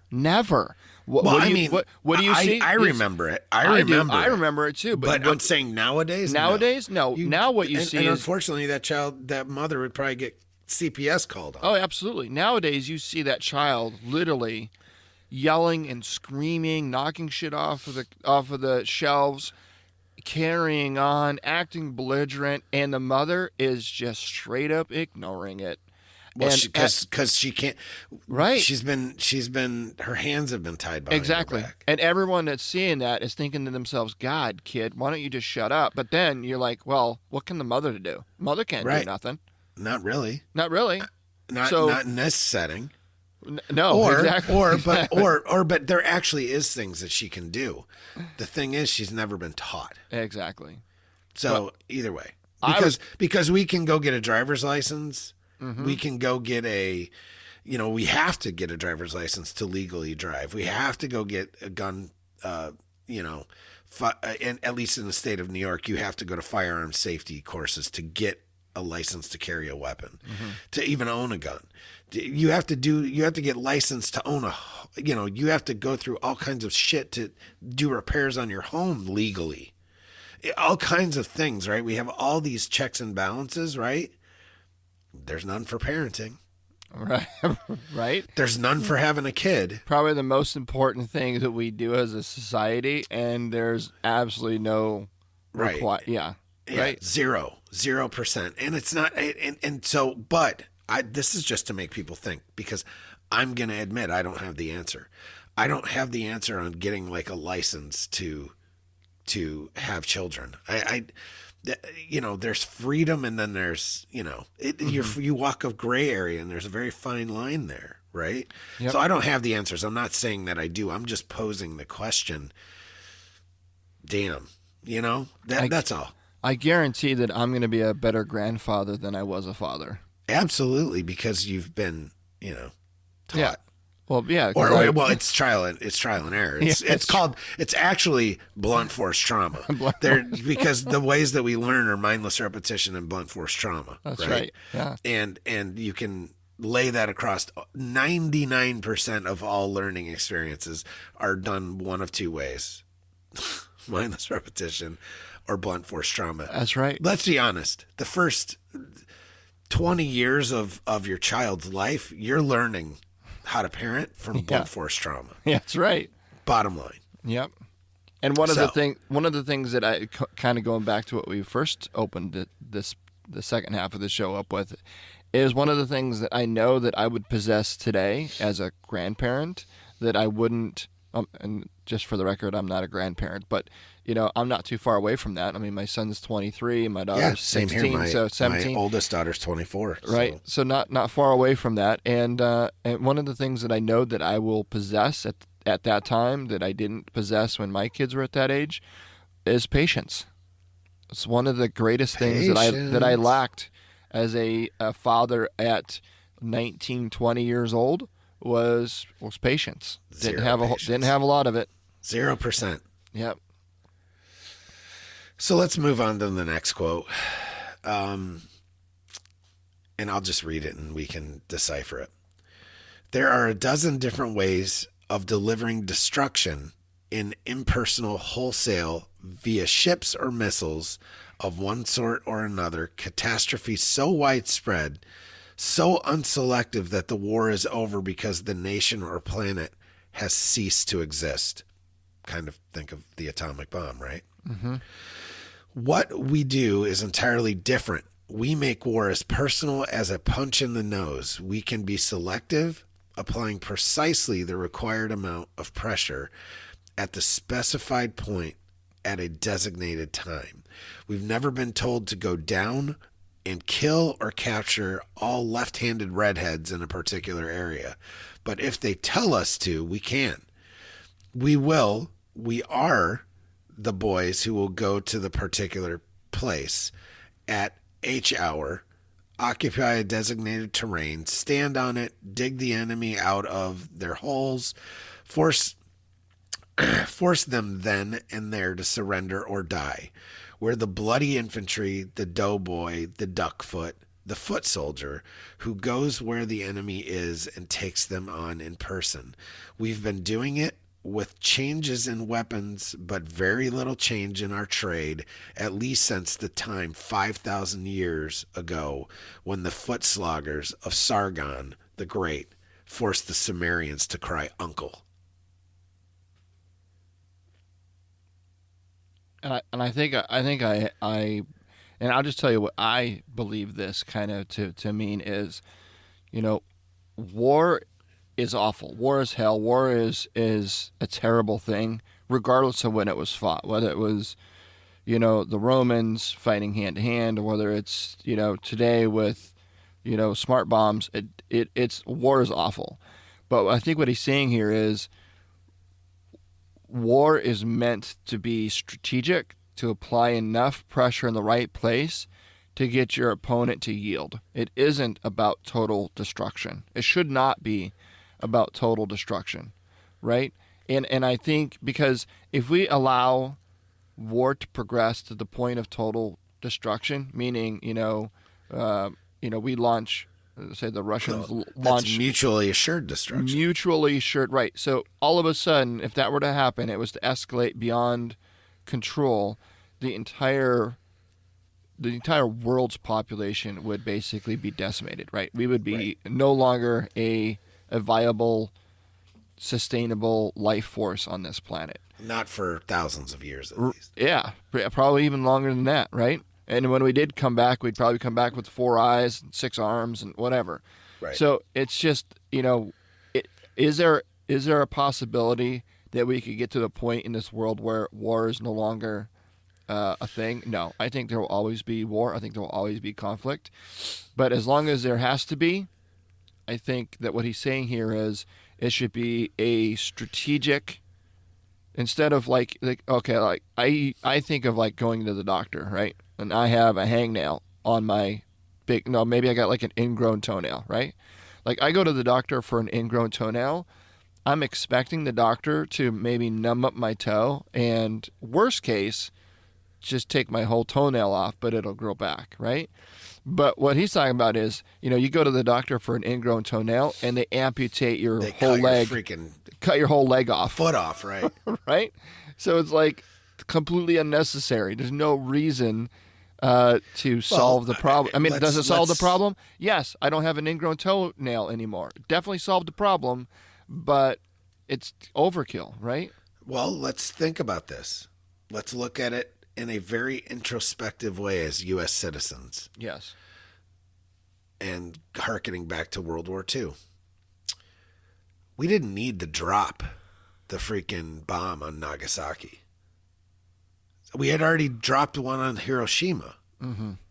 We didn't need to drop it on Hiroshima either. Well, but I mean, I'm not even saying, because that was it. So I'm giving people the benefit of the doubt. No, right? So what I want to say about the first bomb that we dropped, a lot of people make that argument, and they say there was no reason for us to drop the nuclear bomb, right? The first one, and the analysis that was done at the time showed that if we were to have invaded mainland Japan, yes, the casualties that we would have suffered as a nation, and not just us, them would have been absolutely catastrophic. Yes. And so it's sick and it's hard to say, but the truth is dropping that initial bomb was probably the lesser of two evils. As bad as it was. Yeah, as awful as it was. And I mean, if you want to really dig deep into it, and we could do that with every one of these quotes. If you wanted to really dig deep into it, as why were we even fighting Japan? Yeah. I mean, you could go back that far, that it wasn't really that necessary. And then that comes down to why are wars fought in the first place? It's because people, for the most part, there's things that other countries have that country wants. Yeah.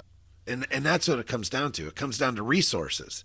And if you look back to it, especially with Japan, we had cut off all their resources with sanctions and blockades and all that stuff. So they were like, well, fuck you. We're going to fight back. Yeah. Right? Yeah. So it comes down to, there's many quotes in here. And this is just one of those things, is that so often we're so quick to lash out instead of, and I'm not some tree hugger, peace-loving hippie, folks, but I'm a guy that knows the price of war and how ridiculous it actually is. And so anyway, there's always reasons for it, right? And I would much rather, and we talked about this earlier in this episode, about pulling that trigger. Mm-hmm. And that veterans of war are less likely to do it because they know the actual cost, not just, and I'm talking about the actual human cost. Right. In their hearts, they know it. And I'm not even talking about generals necessarily, even though leaders, as we've stated, feel that loss immensely, especially if they've sent people to their death.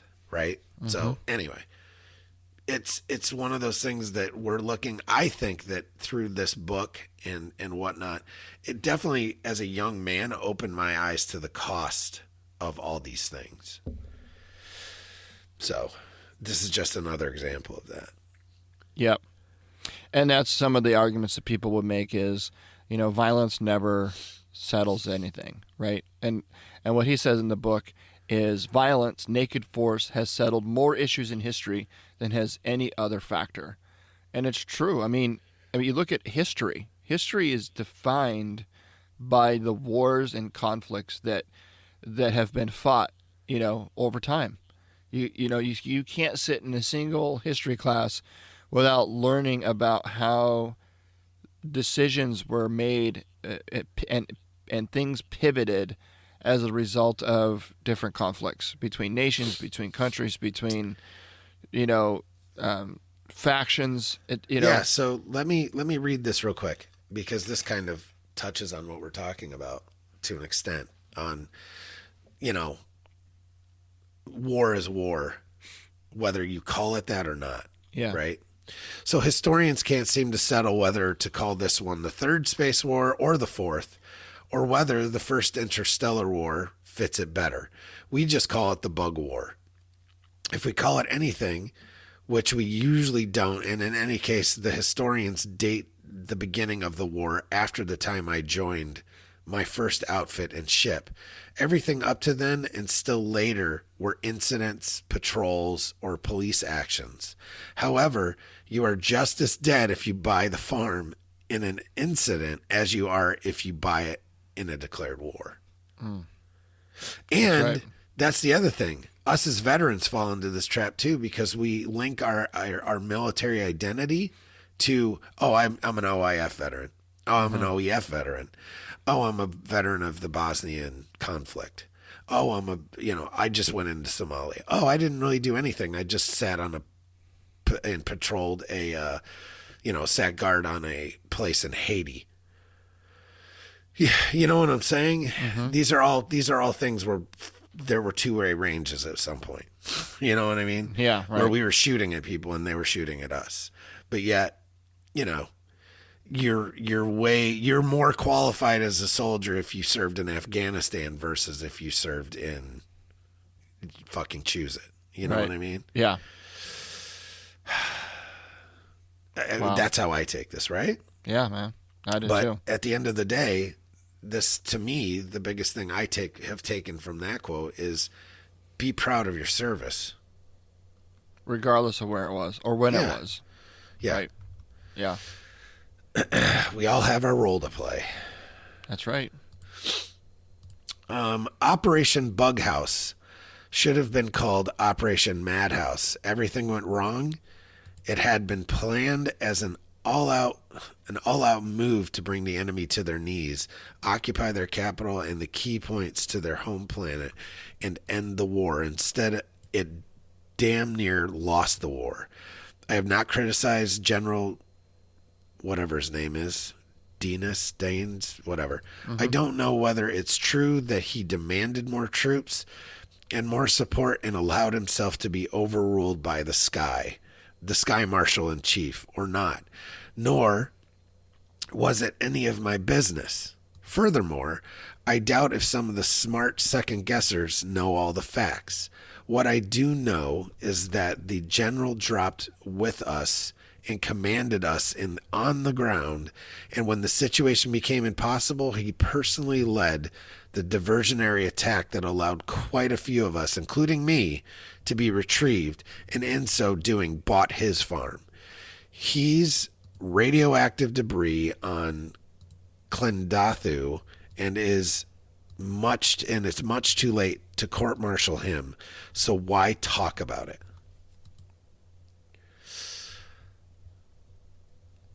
That's deep, man. Extreme ownership. Yeah. Right? Which I'm excited. Putting other people, putting your men above you. Yep. And actually seeing that, right? Leading from the front. Yep.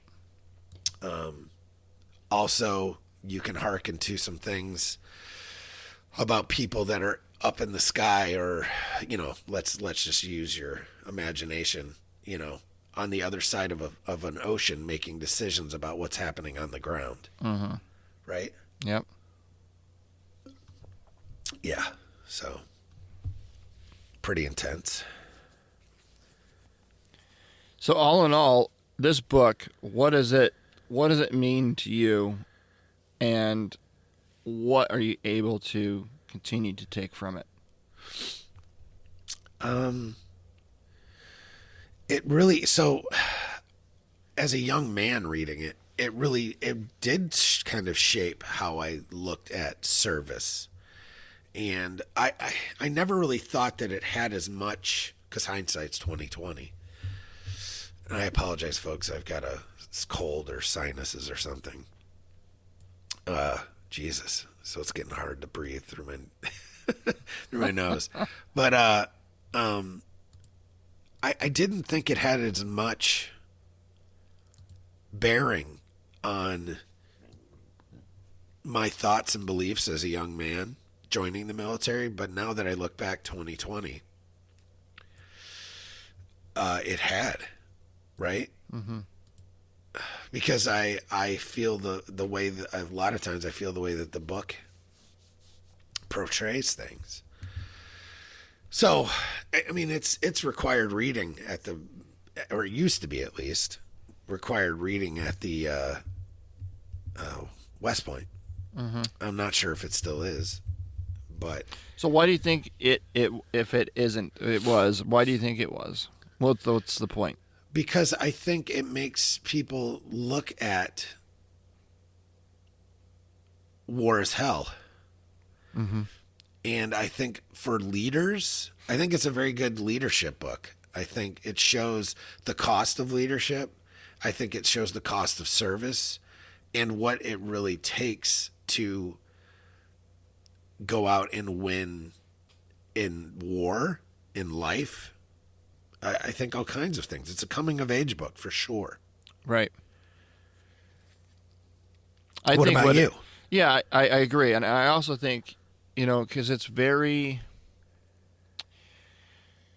you know, when you're 17, 18, 19 years old and if you're coming into the military just out of, say, high school, or you're 22, 23, 24 years old, joining the military out of college, right, for those young officers out there, I think the military service and even going to war is a very novel concept and can almost seem, you know, exciting, and, you know, you just can't wait to do it. You can't wait to be there, and there's just this whole, I don't know, movie-esque feeling to the whole thing. Like, you know, when you go to the movies, even if it's a really good movie, you know, at the end of the day, even though that movie may have invoked emotion in you, maybe you cried, maybe you laughed, you know, maybe you were angry, whatever, that movie took you to emotional places. Maybe you were scared. It was a scary movie. But when the credits start rolling, the movie is over, you get up out of your seat and you go back to your life. And I think a lot of people may think and have the same feelings about the military and about war and about combat, because they see these, you know, movies and they're like, oh man, it would be really, you know, novel or neat to experience that. But then you get to war, you get to combat, and you realize, oh man, this is for keeps. This is for real. And lives are impacted by decisions that I make. And I'm not in this all by myself, and other people are, you know, so you're right. It's a coming of age book. And I think it does a lot for bringing into perspective the realities of war and combat and leading and decisions made on the battlefield. And not only that, but it explores in depth the reasons why, not just that we go do it, but why do we go do it? There's a much deeper meaning, a much deeper reason why we do what we do. And I think to have that understanding, or at least seeking, now you may not ever have the full understanding, right? But as long as you're constantly seeking it out, I think it goes a long way in helping you understand the why behind we do what we do. And I think that's what this book does. At least that's what it did for me. Is if I think I would have really benefited from this book before I deployed. Yeah, absolutely. I mean, it's a very impactful book after, but I think it would have had a much greater impact for me, because now it's like I look back and it's more You're like, oh shit. Yeah, exactly. It's more like, hindsight's 2020. It's like, oh yeah, I could have used that, back then. Right, absolutely. So there's one. I've got a couple more things that I want to read out, and what's really funny is it just shows the thing. What's the phrase? Those that don't know history are doomed to repeat it. Yeah, right. That kind of thing. It talks about that type of stuff, but it also touches on, the reason I want to really read these is it touches on a couple points that are so pertinent right now with like this whole thing on abortion that's popping up again, right? Oh yeah. And also there's one in here that really talks about the our representative republic and the process of voting. Mm-hmm. And like you vote what you get, or you get what you vote for, and all these different things, right? Yeah. So people on both sides of the aisle can take stuff from this and really go through it, and then we can talk about it, and then we'll be done. All right? Yeah. So I'm just going to read a couple different things. Servicemen are not brighter than civilians. In many cases, civilians are much more intelligent. That was the sliver of justification underlying the attempted coup d'etat just before the Treaty of New Delhi, the so-called revolt of the scientists. Let the intelligent elite run things and you'll have utopia. It fell flat on its foolish face, of course, because the pursuit of science, despite its social beliefs, is itself not a social virtue. Its practitioners can be men so self-centered as to be lacking in social responsibility. Right? Yeah, man. Doesn't mean just because you're smart doesn't mean you're a fucking leader. Right. And vice versa. Just because you're a leader doesn't mean you're smart. Right? Exactly. It's absolutely right. True. Yes. And there's all sorts of other things that we can pull from that. But I think it's a powerful statement. Yeah. Too often we look at someone's qualifications, but we don't actually know them as a person. Right. And that matters a lot. Yeah. A lot more than whether they have a PhD or not. Yep. So, just saying. Well, I mean, it's like, for example, I'm a middle level manager at my job, and I got some employees that work for me, and I spend a lot of time developing their skill sets. Right? Here's how you go into do this transaction in the system. Here's how you manipulate this spreadsheet. Here's how you do cost analysis. Here's how you do cost avoidance. So those are all the technical skill sets. I help educate them, train them, and make them better at technical skill sets. But I also sit with them and we go through and we talk about professional development. My staff meetings, my staff meetings are very different than a lot of staff meetings that I've participated in the many jobs that I've had over several companies. And my staff meetings, each person of my team gets up and presents, and everyone else, while they're listening to the presentation, are taking notes and providing constructive criticism and feedback. We do the counting, and we recognize, filler words and things like that. And then at the end of the staff meeting, everyone goes around the table and everyone shares with their peers what they felt they did well and what they could have done better. And we keep record of that. And so we got a 3-ring binder and we keep it in there. And we were able to go back to the very beginning of our staff meetings and look at the progress that everyone has made. And that's professional development. And there's a difference between developing skill set and developing your personal, your professional and personal skills. And it's that point, right? Because at some point, they're going to be managers, they're going to be leaders, and they're going to be responsible and charged with making their employees succeed, not just from a technical standpoint, but succeed as future leaders as well. And it's something I think the military does really well, and it does it inherently, right? Succession of command, bench strength. You're constantly learning, one level up, two levels down of your current position, because you know, and it's just inevitable that you're going to end up moving up or moving out of the military, right? And so it's kind of expected of you to know that next level and constantly be, and if you're at that next level, you're responsible for training, levels below you. So, and I think that, and that's one of the things here, is that ownership that we inherently had in the military. If we were to, move that over into the civilian sector, into these corporate jobs, or in your own, if you're an entrepreneur and you have your own business and you got employees, I think it's still valuable to develop leaders, because at some point, if they become managers, right, and all they are good at is the skill set, but they don't know how to lead, they're going to be ineffective. And I think that's what this... Yeah, absolutely. And especially that last part, the social responsibility. Yes, absolutely. Lacking social responsibility. So you have, and so many leaders lack that social responsibility, that they're out for themselves. They're not necessarily out for the social responsibility of you have a social responsibility to the organization, to the community, to your family, to whatever, choose your section there. You have the social responsibility to make them better. Right. Especially if you're the leader. And it's so it's counterintuitive to what a lot of companies, corporate organizations do and believe, because, I'll tell my people, I'm like, my job is to replace me with you. My job is to make sure that you can do my job.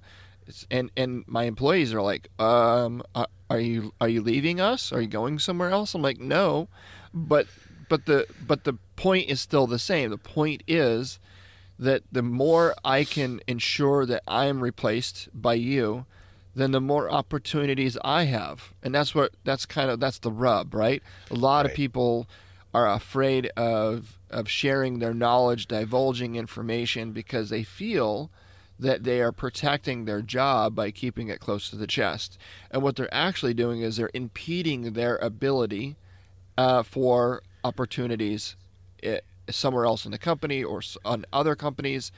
And it's a detriment to their career progression by keeping things close to the chest and not developing your people. Right. It's like it's just the sharing of knowledge. Yeah, right? Absolutely. And this is one of those things that I love about Andy Frisella from MFCEO and First Form, right? Yeah. Is he gives away, and Gary Vee too, they give away so much, everything for free. Yeah. They're not sitting there putting together a course on how to kill it. Right. How to fucking succeed in life. They're not putting that together and selling it for $99.95. Right? They're giving their knowledge away freely, and that's leadership. Yep, absolutely. So I'm just putting that out there. This next set of quotes, there's a couple in a row that I'm gonna, and then I'll stop like on the third one, right? Because they all kind of go together, and they're talking about voting and social responsibility again, in a greater form. Okay. So I have never been able to see how a 30-year-old moron can vote more wisely than a 15-year-old genius. But that was the age of the divine right of common man. Never mind, they paid for their folly. Right? It's kind of talking about now. To vote is to wield authority. It is a supreme authority from which all other authority derives, such as mine to make your lives miserable once a day. Force, if you will, the franchise is force, naked and raw. The power of the rods and the axe, whether it is exerted by 10 men or by 10 billion, political authority is force. To permit irresponsible authority is to sow disaster. To hold a man responsible for anything he does not control is to behave with blind idiocy. The unlimited democracies were unstable because their citizens were not responsible for the fashion in which they exerted their sovereign authority, other than the tragic logic of history. The unique poll tax that we must pay was unheard of. No attempt was made to determine whether a voter was socially responsible to the extent of his literally unlimited authority. If he voted the impossible, the disastrous possible happened instead, and responsibility was then forced on him willy-nilly and destroyed both him and his foundationless temple.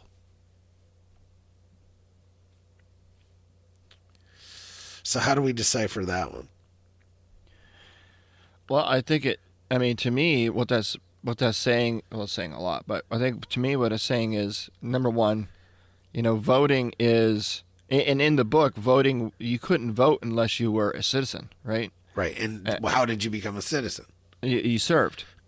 Right. In one form or fashion. Right, exactly. And it's because unless you've sacrificed, or at least were willing to sacrifice for the greater good, then why would you be allowed to vote on things that would impact the greater good, right? Right. So, and in essence, that's kind of was the crux of the book, right?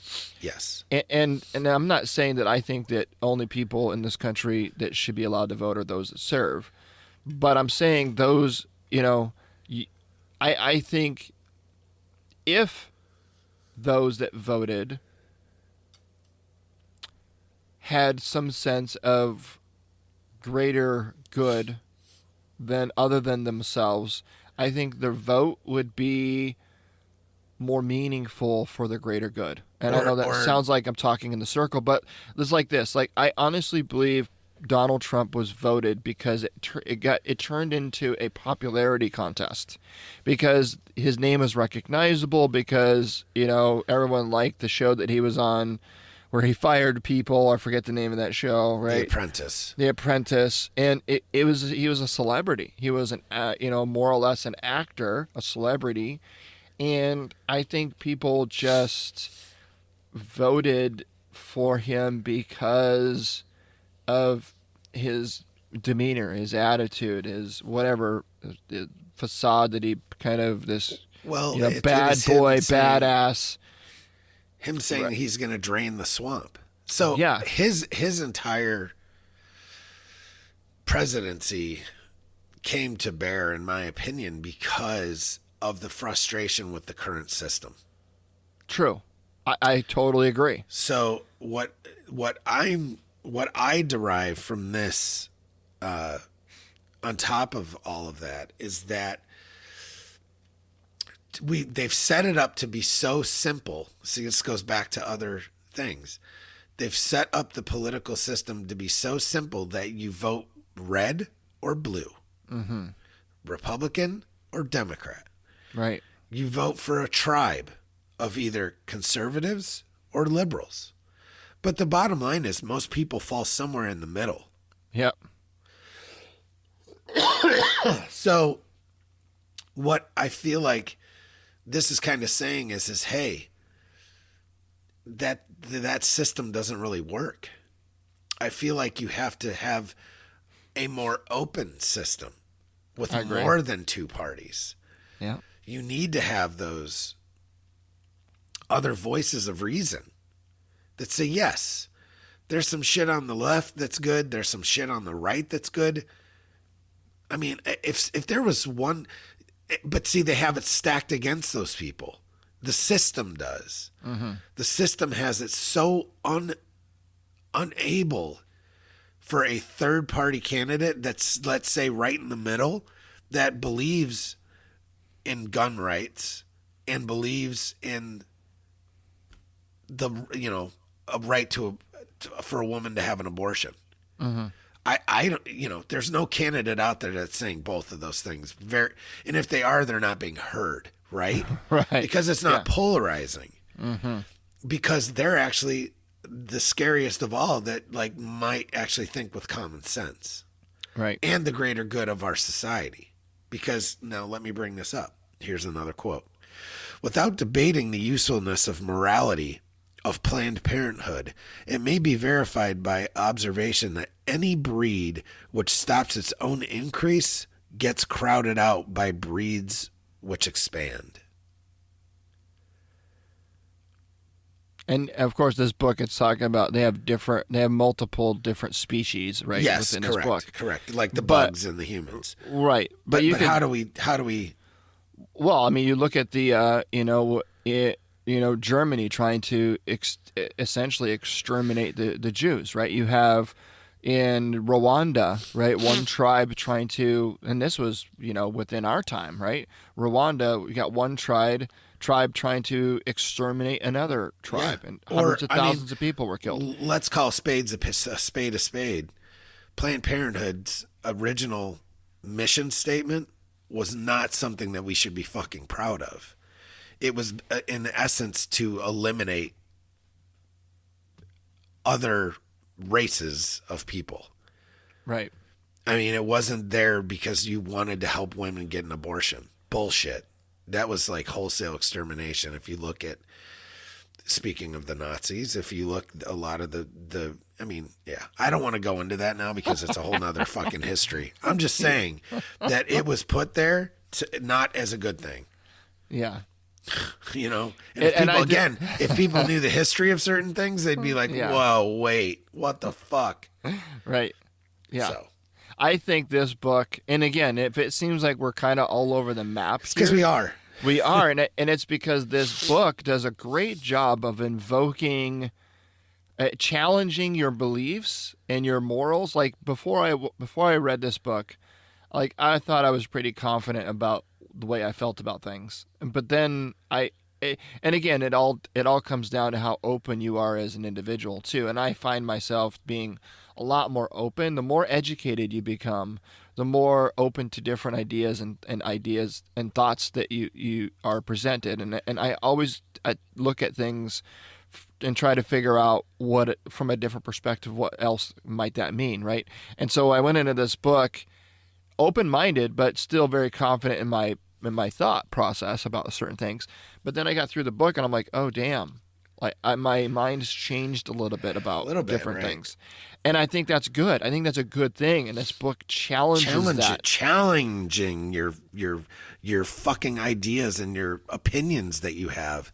Too often they don't do that. Well, here's the thing. It's okay to change your mind. And I think when we, going back to the political parties, it's like, oh, well, this presidential candidate was on the record in, 15 years ago saying this. But now they're flip-floppers, and I'm like, you know what? Yeah, so like they've even made it a bad idea to change your mind. Right. Because I actually got fucking educated. So, That's dangerous. That's so dangerous. We should not be penalized for changing your mind or opinion about. So I think people that are unable or unwilling to be open to changing their mind or opinion about something is a dangerous person. Yes. I just think they are. However, right? However, this comes back to, again, I'll make the reference to extreme ownership. This is someone that we're looking at to have as a leader. Right. Shouldn't they explain why or how they've come to the conclusion to change their mind? Right. Now, again, this is our political framework. It's run on 5-second sound bites. That's why shows like, I'm going to say ours now, like Joe Rogan, like guys and gals that run these long form shows, right? To actually allow someone to talk about an opinion or a topic for longer than 7 fucking seconds. Yeah. Like, let's actually cultivate this is like my ultimate dream. Cultivate a fucking space where civil discourse is allowed completely. Not because, you know what I mean? Yeah. Allow that political candidate. So why did you vote for the war and now you're voting against it? Mm-hmm. Why? And don't give me, and that exposes people too. to the bullshit of our political system is, you know why he voted against it? Because it was popular with his freaking not his constituents, his party voted against it en masse because their president was the one in charge. That's why they voted for it. We never talk about the fact that you vote against things because it was sponsored by the other political party. That is fucking ridiculous. This is about education. This is about having civil discourse and actually talking through our differences.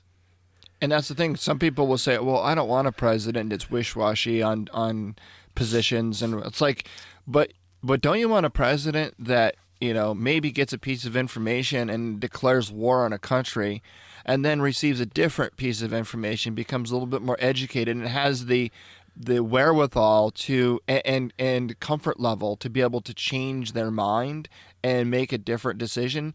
You don't admit that they made the wrong decision. Right. Yeah. I mean, I just think the ability and willingness to alter your course of action based off of new information and the ability to change your mind about things it's a skill and it's a gift, and I don't think we should reprimand people for doing that. No, I think and you respect them more, if anything. I think so. I think do, so. At least. I if do someone too. admits that they're wrong, and here's why I was wrong, and here's why we're going to go forward with this, I give that person 10 times more credence than somebody that denies and, you know, I mean, fake news and freaking lies. And I mean, and you have instances of all kinds of, on all sides of parties that just don't take responsibility.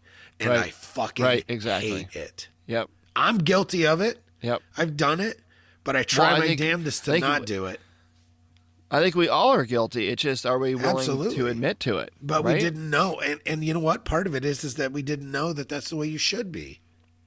It's like, so like, you know, not that long ago, I had an argument with my wife, right? And I held my ground because it was some decision that I made some time ago about something. I don't even recall what it was.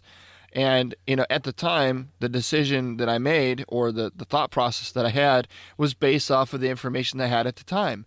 Well, then once I got educated, like, I realized that she was right and I was wrong, but I was unwilling to succeed. I held my ground, and in the back of my mind, I even though what's coming out of my mouth was exactly opposite of what was in my mind. In my mind, I was like, "You're actually right. I was actually wrong." But at first I was relenting. I was unwilling to succeed my position and admit that I was wrong and that she was right. And then finally I was just like, okay, you know, once I calmed down and I kind of got, you know, collected my bearing a little bit better, because yes, I still struggle with emotions like most humans do too. And I came back and I was like, and I had to apologize. I'm like, not only am I sorry for the argument that we had earlier, but I'm sorry that even when I was having that argument, I knew that you were right and I was wrong. But right? My ego got in the way. My ego did not allow me to succeed. And it wasn't that I wanted to just appease her to get, you know what I mean? I legitimately knew that she was right and I was completely wrong. And, you know, having that ability to come to that realization sooner before it leads to, you know, having the ability to kind of lay your ego at the door, admit when you're wrong, succeed, you know, concede when you know you've lost the battle. And, you know, I think the quicker you can come to that, at least for me, the quicker I can learn to come to that point in my life, the more successful I'll know I will be in the relationships that I have.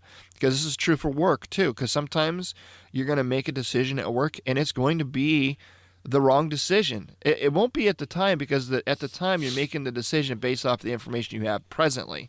But later, when things kind of reveal themselves and you get more information, sometimes you got to go back on that original decision and say, hey, I made a decision a week or a month or a year ago, and I'm just now, wrong. And I was wrong. and we now need to course correct, and we need to do something different.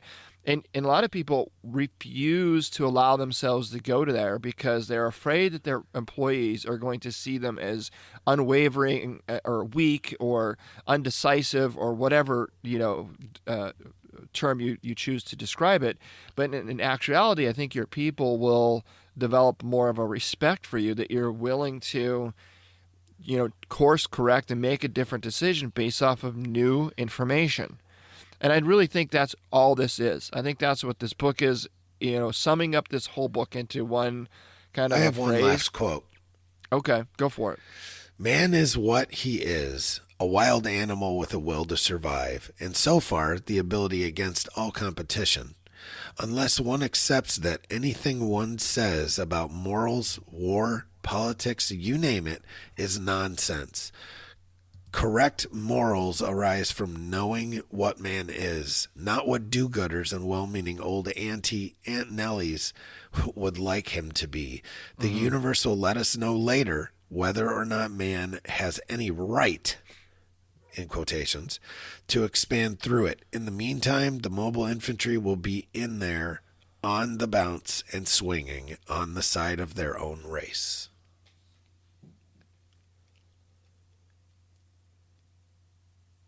That's it. Yeah, man. That's it. To me, that says it all. I mean, yeah. It's such a good book. It is, and I'm really glad that you brought this to the table, because I would have just watched the movie and just thought that that's as much as it is to this story, and it totally isn't. The book and the movie are so vastly different, other than some of the characters are the same and they're fighting bugs. I think that's where the similarities end.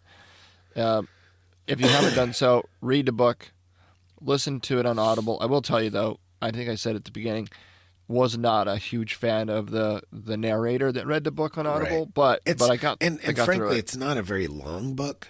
It's not, no. So sit down with it and read it. Plus, you'll get your own imagination out of it. Because, and who knows? I don't know if there's other versions of the Audible, but who knows? Yeah. But right, man. An amazing book. Good discussion. So we're going to be bringing on some guests here too, right? Even though we are doing a new long-form format show, we're not opposed. We're going to do it with other people. Yeah, we're going to do it with other people. We're going to bring some other interesting folks on, huh? Yeah. Couple different, and from all walks of life, not just veterans, not just, whatever. Yeah, man. Right. Different ages. The one person we'll have on at some point, she's 21. Right now, she's not even 21. She's 20. But she's wiser than a lot of old folks that I know. So we gotta wait for her to turn 21 before we bring her on the show? No, but we have to wait for her to get back from Thailand is where we have to do. But anyway, just saying. Yeah. So, there's people like that. We do have some veterans, some amazing guys doing some good things and just trying to, expand their community and do good things for them. So we have all manner of folks coming. Yep. Guys dealing with demons and dealing with it in different ways, whether it's hiking or all kinds of stuff. Hey, dude, it's going to be great. Looking forward to it. And then we'll talk about some more books, some podcasts, some articles, some issues. Sometimes we might just go off the hip and talk about what the hell's going on. That's right. So I love it. Cool, man. I'll talk to you next week, huh? All right. All right.